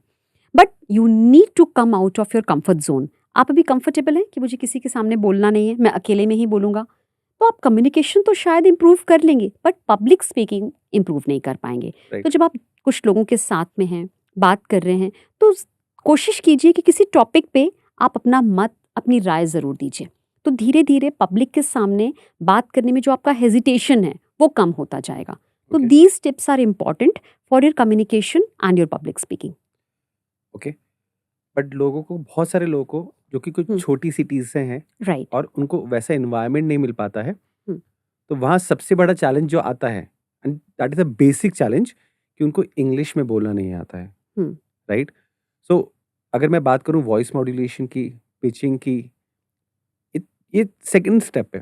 राइट। फर्स्ट स्टेप इज कि बेसिक इनको इंग्लिश ही नहीं आती है। अब अगर किसी को पेजेंट में जाना है और अगर अपनी इंग्लिश को इम्प्रूव करना है, तो कैसे इम्प्रूव कर सकता है? First of all let me clear this myth. अगर आप पैजेंट में जा रहे हैं तो इट्स नॉट कंपलसरी कि आपको इंग्लिश में बोलना है। ओके। यस, आप अपना इंट्रोडक्शन हिंदी में भी दे सकते हैं। ओके। हिंदी में बोलिए, लेकिन बस वही बात है कि आपका उच्चारण सही होना चाहिए। आपने टूटी फूटी इंग्लिश सीख ली, आपने कुछ सेंटेंसेस लर्न कर लिए इंग्लिश में बोलने के लिए, लेकिन आप उनको ठीक से प्रोनाउंस नहीं कर पा रहे हैं, तो Right. That will give a bad impression. तो आप Okay. हिंदी में भी बोल सकते हैं। Okay. आप अपना क्वेश्चन आंसर राउंड जो है वो हिंदी में भी आंसर कर सकते हैं। सपोज किसी जज ने आपसे इंग्लिश में क्वेश्चन पूछा है, तो यू कैन रिक्वेस्ट कि can I answer in Hindi, या मैं ये क्वेश्चन समझ नहीं पाई हूँ, क्या वो हिंदी में पूछा जा सकता है। तो this is one very good thing. But वो ऑफेंड तो फील नहीं कर होंगे आप? नहीं, ऐसा बिल्कुल भी नहीं है, ये पहले ही क्लियर कर दिया जाता है। ओके। क्योंकि हिंदी इंग्लिश दोनों में क्वेश्चंस पूछने के लिए जज वहाँ होते हैं। ओके। सपोज अगर कोई पर्टिकुलर जज है वो हिंदी में बिल्कुल भी कंफर्टेबल नहीं है, जैसे मेरे साथ ही थे last year, I was a jury and there was this sir, he was not comfortable with Hindi, तो वो क्वेश्चन उन्होंने मुझे पास ऑन कर दिया कि Manisha it would be better कि आप इनसे हिंदी में पूछो, ओके। क्योंकि फिर वो हिंदी में आंसर करती तो वो उतने अच्छे से समझ भी नहीं पाते।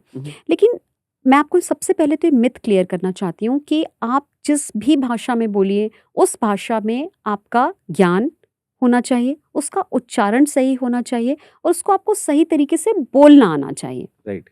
लेकिन यस, अगर आप इंग्लिश सीखना चाहते हैं तो प्रॉपर उसकी क्लासेस लीजिए, मेहनत कीजिए, जैसा मैंने आपको बताया, लिसनिंग, ध्यान से सुनिए video clippings, audio clippings, read कीजिए, बोलिए।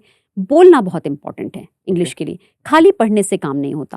आपको कुछ ग्रुप बना करके इंग्लिश बोलने की प्रैक्टिस भी करनी पड़ती है, and it takes few months, कुछ मंथ्स लगते हैं, तब आप जाके बोल पाते हैं। लेकिन जब तक आप कंफर्टेबल नहीं हो, जब तक आपको नहीं लगता कि आप करेक्ट इंग्लिश बोल रहे हैं, तब तक आप किसी पब्लिक प्लेटफॉर्म पे या कॉन्टेस्ट में मत बोलिए। ओके। एक्सपेरिमेंट्स नहीं करना है हमको सीधे वहां जाके, राइट? उसके Yes. पहले हमको अपनी प्रिपरेशन करनी है, उसके बाद वहां जाके और बोलना। जैसा कि आपने कहा ना कि इंग्लिश में बोलना, बहुत सारे कंटेस्टेंट्स के अंदर में ये दिमाग में मिथ होता है कि हम अगर इंग्लिश में नहीं बोलेंगे तो हमारे को आंसर्स में अच्छे मार्क्स नहीं मिलेंगे। But Right. This is not the case. Okay. आप इंग्लिश में बोल रहे हो और आप गलत तरीके से बोल रहे हो, that will give you negative marking. Okay. आपने ये तो बताया कि कम्युनिकेशन स्किल्स कितना इंपॉर्टेंट है, but at the same time non verbal communications भी बहुत ज़्यादा इंपॉर्टेंट होती है। तो इसको हम कैसे इम्प्रूव कर सकते हैं? इनफैक्ट नॉन वर्बल कम्युनिकेशन ज़्यादा इंपॉर्टेंट होती है. Okay, verbal communication overall communication skills का सिर्फ 7 पार्ट होता है, राइट, सिर्फ 7% होता है, only, only 7%. Okay, Rest 93% is your body language and your tone. Okay, क्योंकि देखिए जब आप किसी से मिलते हैं तो ज़रूरी नहीं है पब्लिक प्लेटफॉर्म पे कि आप सबसे बात करें.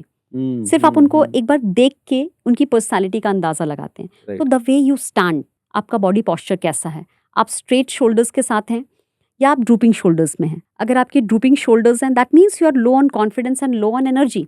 अगर आपके शोल्डर स्ट्रेट हैं that means you are full of confidence. Yes. Right, so body posture की भी सेशंस दिए जाते हैं कंटेस्टेंट्स को. ओके, कैसे खड़े होना है आपको, आपके हैंड जेस्चर्स कैसे होने चाहिए, आपके हाथ कहाँ होने चाहिए, आपका फेशियल एक्सप्रेशन कैसा होना चाहिए, स्माइल होनी चाहिए आपके फेस पे. जब आप लोगों को देख रहे हैं तो आप किस तरह से उनको किस एक्सप्रेशन के साथ देख रहे हैं.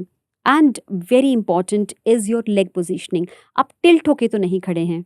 So your Okay. Posture, yes, your hand gestures. जब आप किसी से बात कर रहे हैं तो आपके ओपन हैंड जेस्चर्स हैं. आप इस तरह से नहीं बैठना चाहिए. This is close hand gestures. So ये नेगेटिव बॉडी लैंग्वेज है. इन अ वे छोटी से छोटी चीज़ों को मॉनिटर किया जाता है वहाँ पे। Yes, definitely. ओके, और आपका आई कांटेक्ट, जब आप किसी से बात कर रहे हैं तो आप उसकी तरफ देख रहे हैं कि नहीं. अगर आप उसकी तरफ देख के बात नहीं कर रहे हैं that means you are low on confidence. So non verbal communication plays a huge role in any public speaking competition. इसको कैसे इम्प्रूव कर सकते हैं? Yes, very important.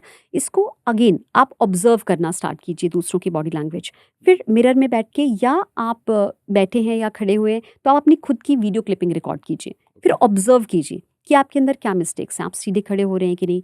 Posture improve करने के लिए आप बार बार अगेन आपको रिपीट करना पड़ेगा because your body language is governed bye your subconscious mind. अगर आप इस वक्त थोड़ा सा डल फील करेंगे तो अपने आप आपकी बॉडी ऐसे रिलैक्सिंग पॉस्चर में चली जाएगी. जैसे मैं बात कर रही हूँ तो एक्टिव हूँ तो again my body posture is active. Right, so it is govern by your subconscious mind. तो आपको ये बहुत प्रैक्टिस से इम्प्रूव करनी पड़ती है ओके, एंड अवेयर होना पड़ता है. सबसे पहले तो you be aware about your own self. Be aware, मैंने अभी अपने लेग्स कैसे रखे हुए हैं, is my body posture correct. अगर मैं इस तरह से बैठी हूँ तो let me do like this. You need to remind your brain again and again. Okay. कई बार ऐसा होता है कि जब हम वहाँ जाते हैं, राइट, और हम दूसरों को देखते हैं तो हमको इन्फीरियरिटी कॉम्प्लेक्स हो जाता है कई बार कि यार हम अच्छे नहीं दिख रहे हैं, उस समय हमको किस तरह से अपने आप को प्रिपेयर करना चाहिए कि हम दूसरों से इन्फ्लुएंस ना हो वहाँ पे जाके और हमारा बॉडी पोस्चर या जैसे अभी आपने सब चीज़ें बताई वो लो साइड में ना जाए.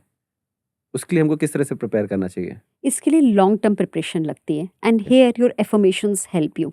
अगर आप कांस्टेंट ये एफर्मेशन लेते हैं that I am the best या आई एम कॉन्फिडेंट या I am a worthy person, I am beautiful, I am strong, I am powerful, इस तरीके के अगर आप एफर्मेशंस अपने आप को लेते हैं और धीरे धीरे इसमें बिलीव करने लगते हैं तो फिर आप दूसरों को देख करके कॉन्शियस नहीं होते हैं.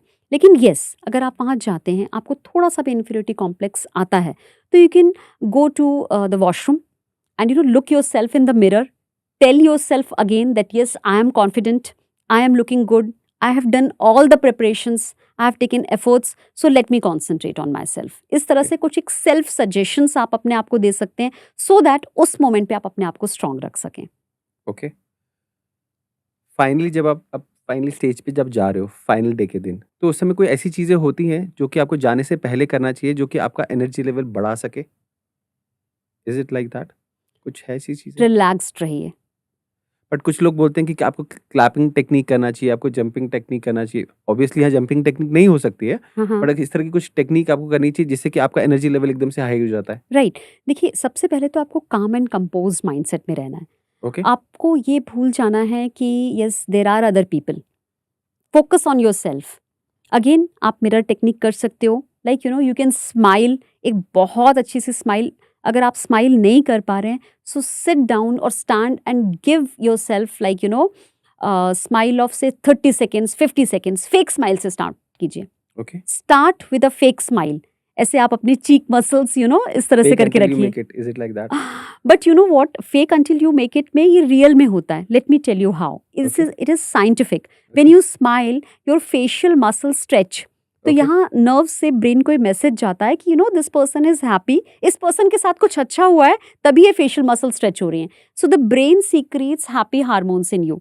ओह, एंड नेचुरली जेन्युइनली आपको थोड़ा अच्छा लगने लगता है. अरे वाह! देन जब दिस पर्सन के साथ आप कंफर्टेबल हैं, उस पर्सन से 2 मिनट बात कर लीजिए. जो पर्सन हमेशा आपको मोटिवेट करता है, आपकी कोई फ्रेंड हो सकती है, आपकी मॉम हो सकती है, आपकी बेटी हो सकती है. My daughter is like that कि आपको जीतना ही है. She creates that kind of pressure. So jokes apart, just आप जिसके साथ भी कंफर्टेबल हैं, आप उससे बात कर सकते हैं 2 मिनट. आप अपने कुछ एफर्मेशंस रिपीट कर सकते हैं. जैसा आपने कहा क्लैप, मैंने कहा स्माइल. सबके अपने अपने टेक्निक्स होते हैं. Right.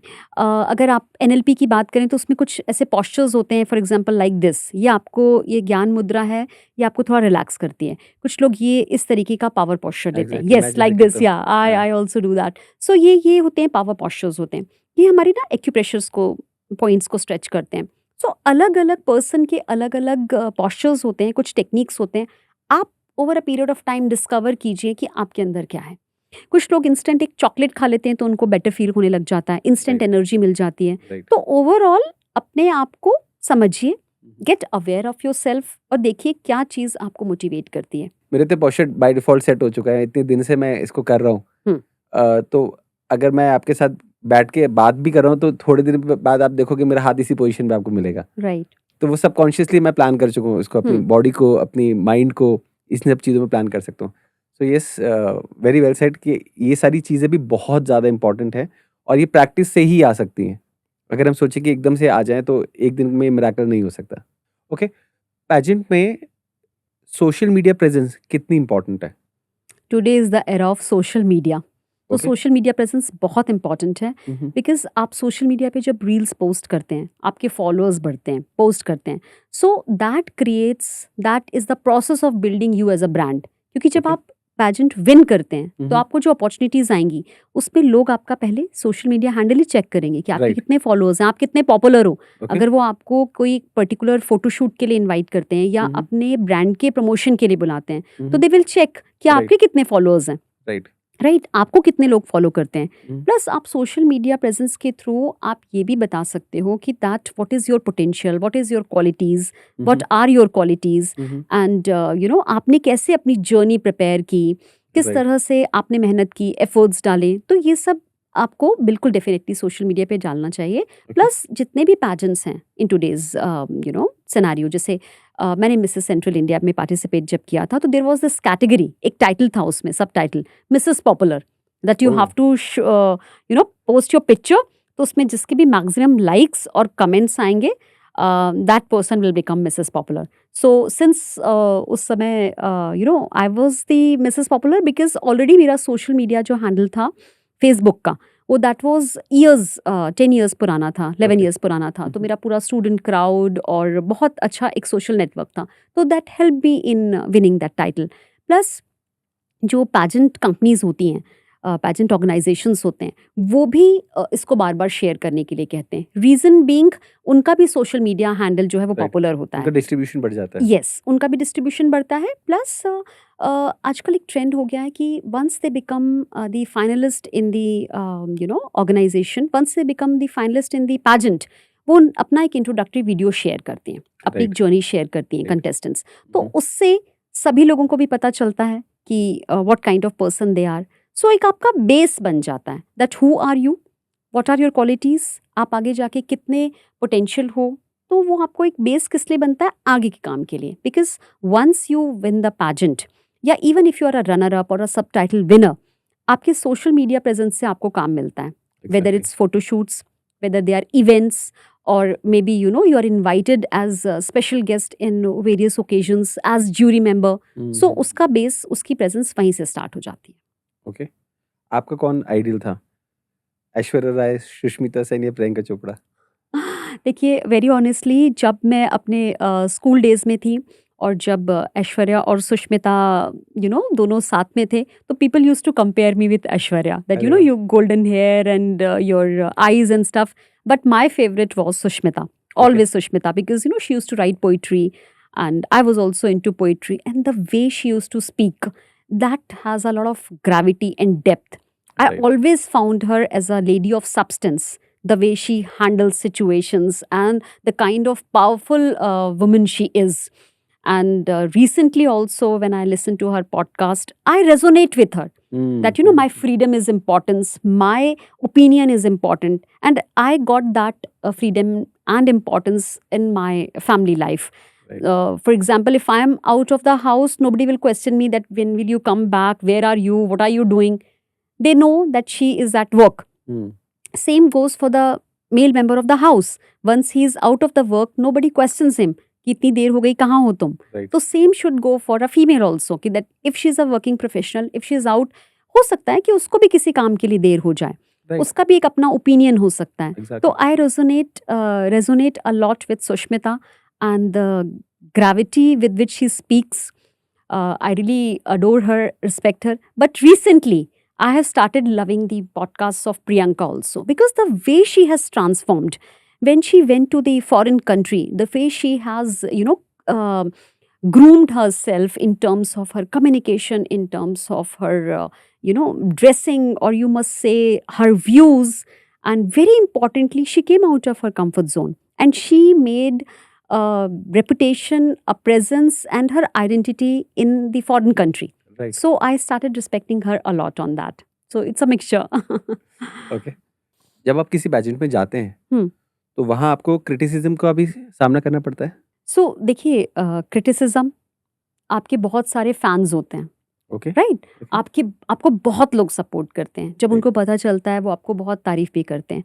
But there are people जो हर किसी में कमी ढूंढ लेते हैं. बुली भी करते हैं टाइम टू टाइम बेसिस पे. यस, तो कुछ तो लोग कहेंगे, लोगों का काम है कहना. सो अगर आप रुक के एक एक पर्सन के क्रिटिसिज्म पे आप अगर उनको रिस्पॉन्ड करेंगे तो आपकी एनर्जीज ड्रेन्ड आउट करेंगे. फिर आप अपने गोल पे कैसे फोकस करेंगे. Right. सो जब भी आप एक लेवल अप चाहते हैं, जब भी आप कुछ अच्छा करते हैं, बड़ा करते हैं, तो लोग जरूर आपकी कुछ ना कुछ बुराई करते हैं. हमको एक बाउंड्री सेट करनी पड़ेगी वहाँ पे उसके लिए. एंड यस, मुझे याद आ रहा है, कुछ इस बात को 6-8 मंथ्स हो गए, मैंने अपनी रील में कहा भी था कि लोग जो है वो आपकी पीठ पीछे बुराई करते हैं. राइट. दैट मीन्स वो आपसे पीछे हैं, आप उनसे आगे हो. वो कहीं ना कहीं आप में ढूंढ रहे होते हैं वो चीज़ जो उनके अंदर नहीं होती है. Right. तो वो एक क्रिटिसिज्म, एक जेलसी के रूप में आती है.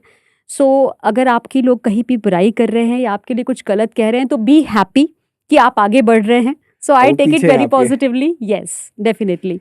एंड इन फैक्ट आपको मैंने आज ही अपने स्टेटस में एक कोटेशन डाला है क्योंकि it hit me, it strike me कि you should be able to neglect और इग्नोर. आपको फ़र्क नहीं पड़ना चाहिए कि लोग आपके लिए क्या कह रहे हैं, स्पेशली कोई गलत बात. If you are clear inside, if your family members have no issues on what you are doing, you should not care about what the other people are saying. Because people, जो लोग आपके लिए मायने रखते हैं, जो आपके क्लोज हैं, वो आपकी बुराई नहीं करेंगे. जो आपको जानते हैं, जो आपके अपने हैं, जो आपसे कनेक्टेड हैं, they will know the real you. और जो Right. लोग आपको नहीं जानते हैं तो वो अंदाज़ा लगा के ही कुछ ना कुछ कहेंगे. Exactly. तो and it gives you a lot of freedom from the botheration of the other people's opinion कि क्या कह रहे हैं. तो जब आप अनबॉदर्ड हो जाते हैं तो you reach the dangerous level of confidence, I must say. Exactly. So अगर ये ऐसा कभी किसी के साथ होता है, अगर किसी को बुली का या Right. नेगेटिव कमेंट्स Handle का, कैसे करना है? क्रिटिसिज्म का सामना करना पड़ रहा है, तो उसको हैंडल कैसे करे और अपने आसपास एक वो बाउंड्री कैसे क्रिएट करे. Very good question. क्रिटिसिज्म को हैंडल कैसे करें? सबसे पहले तो सेल्फ एनालिसिस करें कि वो क्रिटिसिज्म क्या जेन्युइन है. हो सकता है कि वो आपने कुछ गलती की हो या आपकी कुछ कमी रह गई हो तो उसके ऊपर क्रिटिसिज्म हुआ है. सेकंड थिंग, किसने किया है वो क्रिटिसिज्म? क्या वो पर्सन आपको जानता है? वो पर्सन आपकी लाइफ में कितना मायने रखता है? क्या वो पर्सन भी खुद भी एक लेवल पे है कि वो आपको क्रिटिसाइज कर सके या आपकी कमी निकाल सके? जैसे for example there are people जो मेरे स्टूडेंट्स नहीं हैं, मेरे आसपास, मेरे फैमिली में है, मेरे ग्रुप में है, मेरे प्रोफेशनल बिजनेस ग्रुप में है. वो जब भी कोई प्रेजेंटेशन देते हैं तो वो मुझसे पहले ही मुझे मैसेज कर देते हैं कि मैम आप प्लीज़ इसको ध्यान से सुनिएगा, मैं बाद में आपसे इसका फीडबैक लूँगा. Then I listen very carefully with full concentration और बाद में वो ओपन माइंड से आके मुझसे पूछते हैं. तो अगर मुझे कुछ लगता है तो मैं सजेशन दे देती हूँ. लेकिन अगर कोई ऐसा पर्सन मुझे सजेशन दे रहा है जो खुद ही किसी लेवल पे नहीं है और मुझे अगर पता है कि it's just for the sake of criticism, तो मुझे बिल्कुल इफेक्ट नहीं होना चाहिए. ओके. तो उस पर्सन को ये देखना चाहिए कि क्रिटिसिज्म कौन कर रहा है, वो किस लेवल पे है वो पर्सन, और क्या वास्तव में मुझसे कुछ गलती हुई. एक सेल्फ एनालिसिस कर लेना चाहिए. लेकिन अगर आपको ये समझ में आ गया है कि criticism sir just for the sake of criticism है तो उससे अफेक्ट नहीं होना चाहिए। लेकिन आपको लगता है कि yes there is a scope of improvement, तो आप बिल्कुल उसके ऊपर आगे काम कीजिए। It's very good if someone is criticising you, right, because उससे आपको आपकी कमी पता चलती है, आप इम्प्रूव कर सकते हो। Exactly. So this is how I handle it. And it depends कि आप उसको पॉजिटिवली ले रहे हो या नेगेटिवली ले रहे हो अपने ऊपर। अगर आप पॉजिटिवली ले रहे हो तो जैसा आपने कहा अभी, आप ग्रो आप करोगे। ग्रो कर जाओगे। यस, अगर आप उसको पॉजिटिवली ले रहे हो तो आप सोचोगे कि fine this is what I have to improve, and Right. Next time आप उसको इम्प्रूव करोगे। लेकिन Exactly. अगर आप उसको नेगेटिवली Negatively लोगे, तो आप अपना मॉरल डाउन और कर लोगे। मोरल डाउन कर लोगे, प्लस आप शट डाउन हो जाओगे। और जब भी आप Right. ये समझते हो कि आई एम द बेस्ट, मेरे अंदर कोई और स्कोप नहीं है इम्प्रूवमेंट का, मैं जो कर रही हूँ बेस्ट कर रही हूँ, सबसे अच्छा कर रही हूँ, आपकी ग्रोथ वहीं रुक जाती है। Right. So don't be complacent, otherwise you will become stagnant. And in fact जो हम देखते हैं स्पेशली ऑन सोशल मीडिया, हर तरह के लोग होते हैं। राइट, अगर हम सबकी बातें सुनने लग जाएंगे तो हम ग्रो ही करना बंद कर जाएंगे। True. क्योंकि कुछ लोग होते हैं जो इंटेंशनली कमेंट्स करने आते हैं, और कुछ लोग ऐसे होते हैं जो अपनी लाइफ में सिर्फ नेगेटिव ही रहते हैं। तो वो जब भी बात करेंगे तो नेगेटिव बात ही करेंगे, और वो हर जगह नेगेटिविटी ही फैलाते हैं। तो वही मैंने बोला कि हमको अपनी बाउंड्री सेट करनी पड़ेगी, किसकी सुननी है और किसकी नहीं सुननी है। बिल्कुल। Right. So after Mrs India या मिस इंडिया, अगर हमको इंटरनेशनल लेवल पे अपने आप को पोर्ट्रे करना है मिस वर्ल्ड के लिए, तो हम कैसे कर सकते हैं? देखिए, it requires a different level of preparation. Okay. जब आप अपनी कंट्री में होते हैं तो आपको अपना यहाँ का पूरा कल्चर पता होता है, उस हिसाब से आप प्रिपेयर करते हैं। Right. But when you want to go for international level, for example जैसे मैंने नेशनल लेवल का कॉन्टेस्ट जीत लिया already, and then I analysed, तो मुझे लगा कि yes I will require more time to prepare right. एक नेक्स्ट लेवल पे जाने के लिए। तो आप definitely take help of international groomers. तब आप ज़रूर से, during my journey of Mrs central India and Mrs India, I didn't take as such कोई फॉर्मल ग्रूमिंग क्लासेस मैंने नहीं ली। बट आई फील कि अगर मुझे इंटरनेशनल लेवल पे जाना है तो I should go for some classes, because वहाँ पर इतनी सारी कंट्रीज़ की जो कंटेस्टेंट्स आएंगी उनका एक लेवल होगा। सो नेक्स्ट लेवल पे जाने के लिए आई विल बी प्रिपेयरिंग फॉर, या एक कंटेस्टेंट को क्या प्रिपेयर करना चाहिए अपने वॉक पे, अपने पॉस्चर पे, बिकॉज वहाँ के जो पोजेस होते हैं, वहाँ के जो लेवल्स होते हैं, स्टैंडर्ड्स होते हैं, वो डिफरेंट लेवल के होते हैं। तो take some grooming classes, focus on the way you speak, focus on your social media presence. उसमें सोशल कॉज से रिलेटेड भी आपके कंट्रीब्यूशन होना चाहिए। आपके पास एक पर्पस होना चाहिए। अगर आप इंटरनेशनल लेवल पे जा रहे हैं तो आपके पास एक पर्पस भी होना चाहिए, पर्पस ड्रिवन होना चाहिए। आपको अपने आसपास कम्युनिटी के लिए भी कुछ ना कुछ करना चाहिए। And yes, you need to take care a lot on your dressing also. वहाँ पर आप जब जाते हैं तो 10 डेज के लिए आप जाते हैं, मतलब 10 डेज के आपके dresses, everything should be, very particular. Yes, very particular, right from your accessories, right from your footwear to your jewelry to your whatever clutch you are going to carry, और किस तरीके की आपकी ड्रेसेस होनी चाहिए, unique होनी चाहिए, उसमें आप किस तरह से अपने आप को प्रेजेंट करते हैं कॉन्फिडेंटली। तो वो उसके लिए मुझे लगता है कि आपको एक मेंटर और एक ग्रूमर के साथ ज़रूर डिस्कस करना चाहिए, जो खुद इंटरनेशनल लेवल पे अक्लेम्ड हो, वो आपको बहुत अच्छे से गाइड कर पाता है। और there are agencies also, there are agencies which send you to the international platform. तो उनको क्या होता है, इन एंड आउट उसका पता होता है, उसके डूज एंड डोंट्स पता होते हैं कि तो वो भी आपको हेल्प करते हैं। यस, वो आपको, यस डेफिनेटली वो आपको गाइड करते हैं, हेल्प करते हैं। I have my mentors along with me, तो hopefully next year I will go. Okay, I wish you all the best for that. Thank you so much. हमने इतनी सारी प्रिपरेशंस के बारे में बातें करी, अगर when it comes to commercials, कितना इन्वेस्टमेंट आता है इन सब चीज़ों में? देखिए, अच्छा खासा इन्वेस्टमेंट आता है, बिकॉज फर्स्ट आप जब एक पैजेंट में पार्टिसिपेट करते हैं तो आपको एक उस पैजेंट की ग्रूमिंग फ़ी देनी होती है। Then you have to spend on your dresses, then you have to spend on your physical appearance. जो भी आप इतने समय से, लंबे समय से प्रिपेयर करते हैं, जैसा मैंने आपसे कहा, कुछ लोगों को ग्रूमिंग क्लासेस की ज़रूरत होती है, कम्युनिकेशन स्किल्स की ज़रूरत होती है, फिटनेस क्लास की ज़रूरत होती है, makeup, skin care and your heels, your everything. So लेकिन अगर आप उसको बहुत अच्छे से प्लान करके, बजट करके करते हैं तो आप बहुत इजीली मैनेज कर सकते हैं। कोई ज़रूरी नहीं है कि आपको सब कुछ बहुत एक्सपेंसिव करना है, आप एक रीजनेबल रेंज में जा करके भी उसको मैनेज कर सकते हैं। बट यस, एक इन्वेस्टमेंट तो होता है, no doubt about it, but yes वो टोटली वर्थ इट है, because this is a journey of transformation. In this process you love yourself, you start taking care of yourself and you groom yourself, you become a better version of yourself. और कोई भी female अगर इस तरीके की journey पे आगे जाती है, तो जब वो अपने आप से प्यार करती है, तो वो आसपास अपनी जो फैमिली है उसको भी और बहुत ज़्यादा उसके अंदर ये फीलिंग आती है कि I should give, and when she gets the support, when she reaches to some level, तो वो बहुत हैप्पी होती है, तो it's totally worth it. Right. क्या इन सब के लिए स्पॉन्सरशिप्स भी मिलती हैं? देखिए, इनिशियली तो स्पॉन्सरशिप्स नहीं मिलती हैं आपको, but yes, once you won the pageant, उसके बाद आपको डेफिनेटली, आप कहीं भी किसी भी पब्लिक ओकेशन पे जाते हो, तो वहाँ जो ड्रेसेस हैं, बुटीक ड्रेस डिज़ाइनर्स, वो आपको स्पॉन्सर कर देते हैं। Then when you go to fashion show और समथिंग, तो देयर आर मेकअप आर्टिस्ट जो आपको सपोर्ट फ्री कर देते हैं। मेकअप सर्विसेज देते हैं, सो दैट उनका भी प्रमोशन हो आपके साथ साथ में। तो this happens once you won the pageant. Okay. It goes for jewelry also, accessories also. बट इनिशियली हमको अपने पास से ही कमर्शियल्स का ध्यान रखना है, Yes, उसके बाद फिर we can think about it. right, right. Right. Okay, हमने बहुत सारी पर्सनल लेवल पे बात कर ली कि हमको क्या क्या चीज़ें करनी चाहिए। Hmm. द मोमेंट आप पेजेंट में पहुंच जाते हैं, वहाँ क्या क्या होता है और कितने राउंड्स होते हैं जनरली? Okay. देखिए, जनरली जो स्टैंडर्ड पैजेंट होता है, उसमें आपको 3 या 4 दिन पहले वो ग्रूमिंग के लिए बुलाते हैं। ओके। तो उसमें ग्रूमिंग में दे give you ramp walk practice, okay. क्योंकि जनरली काफ़ी कुछ तो फीमेल्स पहले से ही करके आती हैं, जैसे स्किन केयर और डाइट और हेल्थ का ध्यान रख के, बट रैंप वॉक सबको नहीं आती है। Right. So and to walk in those heels, Right. So ramp walk practice proper आपके पूरे शो की कोरियोग्राफी होती है, आपको कैसे एंटर करना है ना, कहाँ टर्न करना है, it should be very synchronised, बहुत ब्यूटीफुल लगना चाहिए स्टेज पे। तो आपकी रैंप वॉक की प्रैक्टिस होती है, आपको थोड़ा एक मेकअप भी सिखाया जाता है for your self makeup. Then आपके फोटोशूट होता है वहाँ पे, उसी दिन आपको they give you a photoshoot, उसके लिए आपका मेकअप होता है, हेयर होता है, ड्रेस होता है, तो that gives you a feel of a celebrity, feel of a queen. तो राइट। आप उस माइंडसेट में, उस फ्रेम ऑफ माइंड में आते हो, ये होता है। Then they give you sessions on introduction, okay. That how you should speak your introduction. आप एक बेसिक रॉ इंट्रोडक्शन तो प्रिपेयर करके जाते हो, उसको वो थोड़ा सा फाइन ट्यून करते हैं, थोड़ा सा कहीं रिदमिक कर देते हैं, कोई थोड़ा इंटरेस्टिंग बना देते हैं। वेरी इंपॉर्टेंट, लेंथ कितनी होनी चाहिए, कम बोलना है, शॉर्ट में बोलना है, because there will be lot of contestants, तो इतने लोगों का सुनेंगे तो आप बोर हो जाएंगे। फिर क्वेश्चन आंसर राउंड में कैसे आपकी अप्रोच होनी चाहिए आंसर करने के लिए, आपको क्वेश्चन आ रहा है तो आप कैसे बोलेंगे, कितना बोलना है, एक्सट्रीमिस्ट नहीं बोलना है, बैलेंस्ड बोलना है, तो दे give you a lot of practice round of question answers. Okay. तो ये सब होता है इन 4 दिनों में। ओके। इससे जो सिलेक्शन राउंड्स होते हैं वो कितने होते हैं जनरली?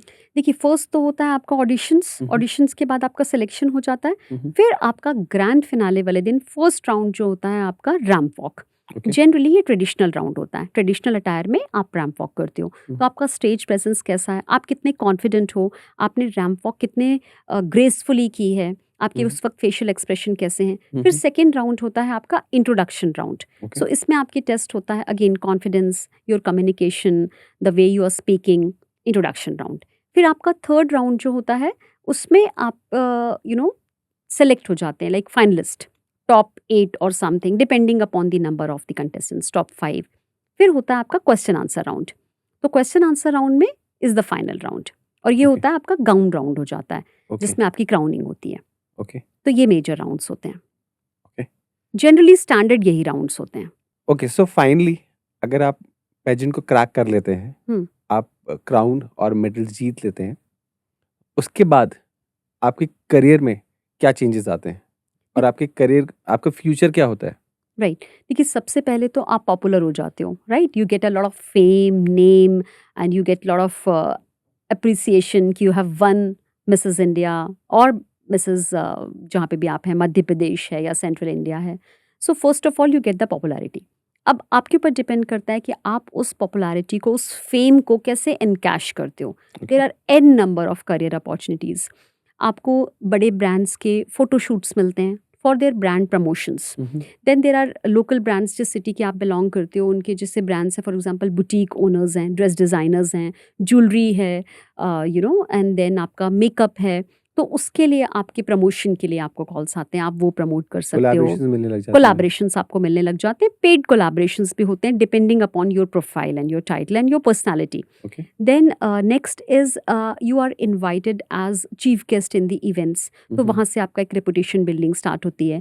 अगेन वो फ्री भी होते हैं, पेड भी होते हैं, वो Okay. आपके ऊपर डिपेंड करता है कि आप कैसे अपने आप को पोर्ट्रे Portray करते हो करते हैं, further. right. Then you get the opportunities to be as a jury in various competitions, and then comes the advertisements, then you have like hoardings, advertisements in terms of print media or electronic media.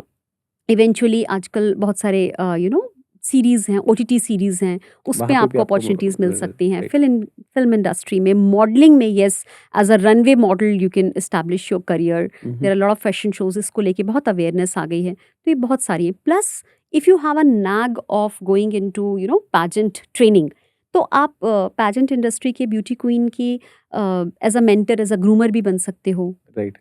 So there are an number of Yes. Opportunities, depends कि आप किस चीज को कैसे encash कर रहे हैं. Right. Right. Okay. Lastly and a big question,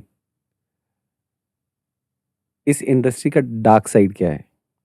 क्या सच में जैसे एक फैशन मूवी आई थी और हम्म. उसमें सब चीजें दिखाई गई थी, क्या सच में वो रियल लाइफ में भी होती हैं? देखिए, I am blessed. I didn't face such kind of a thing, but yes, what I faced I will tell you.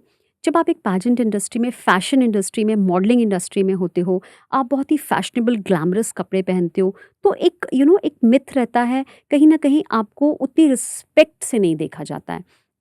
कुछ जगह आपको there is a this tag कि that she might be available, इस तरीके की नज़र से देखा जाता है. But ultimately it depends upon your personality, your aura, कि आप उसको डील कैसे करते हो. वो आप नॉर्मल सोसाइटी में भी आपके साथ हो सकता है. आप किसी पर्टिकुलर ऑफिस में जॉब कर रहे हो, वहाँ पे भी आपके साथ लोग आपको अप्रोच कर सकते हैं. तो इट फाइनली डिपेंड्स कि आप उसको डील कैसे करते हो, आपके प्रेफरेंस क्या है लाइफ में, आपकी प्रायोरिटीज़ क्या हैं, आप कितना उसमें आगे बढ़ना चाहते हो. It's totally up to you. So, being a trainer, being a motivational speaker, it has already given a lot of respect to me. So that is reflected in my aura. So nobody has dared to, approach me in that manner. That's why I said that I'm blessed. But I have seen girls being taken for granted at times. But again आप अपनी personality की gravity से उसको बहुत अच्छे से tackle कर सकते हो. And it all depends upon the organisers also. जैसे फॉर एग्जाम्पल जिस पैजेंट में मैं गई थी, वहाँ पर ऑर्गेनाइजर्स और उनके जितने मेंटर्स हैं, सब फीमेल्स थे. Okay. So there was a level of comfort. Plus, they were very protective about their contestants because photographers were there who were male members. But then nothing indecent happened in those 4 days because of the strictness of the organisers. तो depend करता है कि organisers कितने standard level पे हैं, वो आपको कैसा होटल दे रहे हैं रुकने के लिए. Our pageant was organised, Mrs India pageant was organised in Hyatt Pune. Okay. So that's a level. Similarly here, Mrs. Central India was organized in Radisson. तो एक क्लास होटल है. तो इन सब चीज़ों का भी बहुत फ़र्क पड़ता है कि Right. आप किन लोगों के साथ हो. It flows from the top. अगर टॉप में पर्सन जो है वो करप्ट है, तो वैसी ही फीलिंग रहेगी. But Exactly. अगर वो लोग एथिकल हैं, आपके साथ प्रोटेक्टिव हैं, they care for your respect, तो इस तरीके की कोई भी चीज़ें आपके साथ नहीं होंगी. Right. So it's not like that कि सिर्फ इसी इंडस्ट्री में ऐसा होता है. आप किसी भी प्रोफेशनल ऑफिस में जाइए, वो कहीं भी आपके साथ हो सकता है. But all depends upon the way you tackle it. Okay.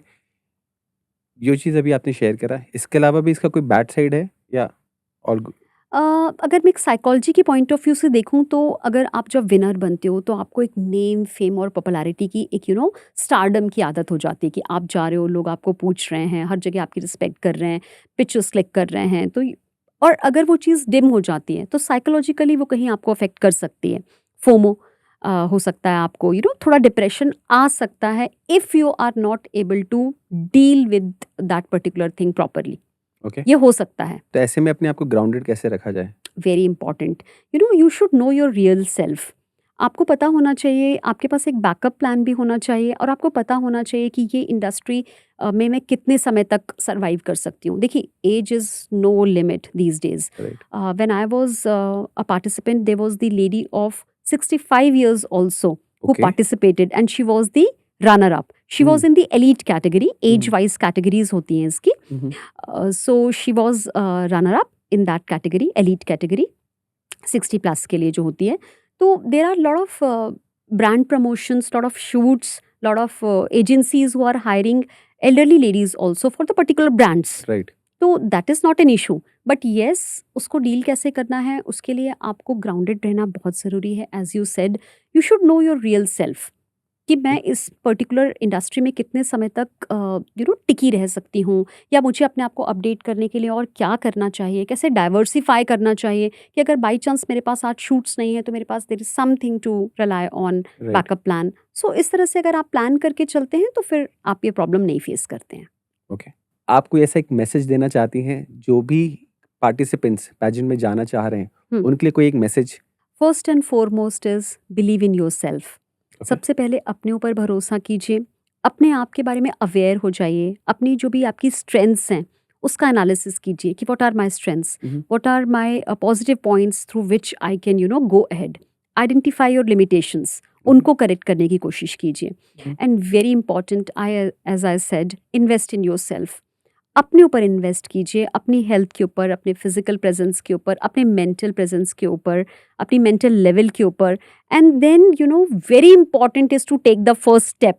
हम ऐसे सोचते हैं कि कैसे होगा, हो पाएगा कि नहीं हो करें या नहीं पाएगा। करें? यस, तो वो जो कभी सेल्फ डाउट आते हैं, कंफ्यूजन्स होते हैं, it's very important to take the first step. आप जब फर्स्ट स्टेप लेते हैं तो दूसरा स्टेप अपने आप उठ जाता है, and then you continue. So just jump in if you really want to do it. बाद में रिग्रेट्स नहीं होने चाहिए। Later on when you become old and relax, तो शायद And- काश उस समय कर लिया होता। yes, so don't die with regrets, die Right. empty. I would say die empty. That means आपने अपना जो bucket list है उसको पूरा empty कर दिया है कि Right. मैंने ये भी कर लिया, ये भी कर लिया. So it's not about just the pageant, it's about going on solo trip or trekking or whatever. Right, Just do it and die empty. Exactly. I totally by your point. हम सब ये कहीं ना कहीं गलती ज़रूर करते हैं, और हम हमेशा एक एग्जैक्ट फेवरेबल टाइम की उसमें घूमते रहते हैं कि हाँ जब टाइम आएगा तब ये करेंगे, और ट्रस्ट में वो टाइम कभी आता नहीं है। As soon as you get the opportunity, just grab it. Right, Don't wait for the right time, I must say. Because Yes. even I was not sure. But, somehow when I took the first step, I just reached on the level. But you are totally blessed. आपके पास इतनी supportive family थे। Yes. बहुत सारे लोगों के साथ ये चीज़ें नहीं हो पाती हैं, राइट। बट जैसे कि आपने बताया कि किस इन सब चीज़ों को किस तरह से डील कर सकते हैं, तो वो सब हमारे पॉडकास्ट में आप देख ही सकते हैं, सुन सकते हैं।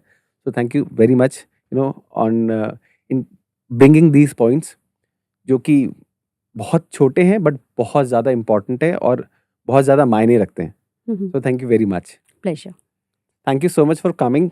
और आपने इतनी इंटरेस्टिंग बातें शेयर करी, बहुत बेसिक लेवल पे जाके आपने बातें शेयर करी, जो कि मुझे ऐसे लगता है कोई भी पैजेंट में जाने के लिए अपने आप को प्रिपेयर कर रहा है तो उसको बहुत ज़्यादा फ़ायदा मिलने वाला है।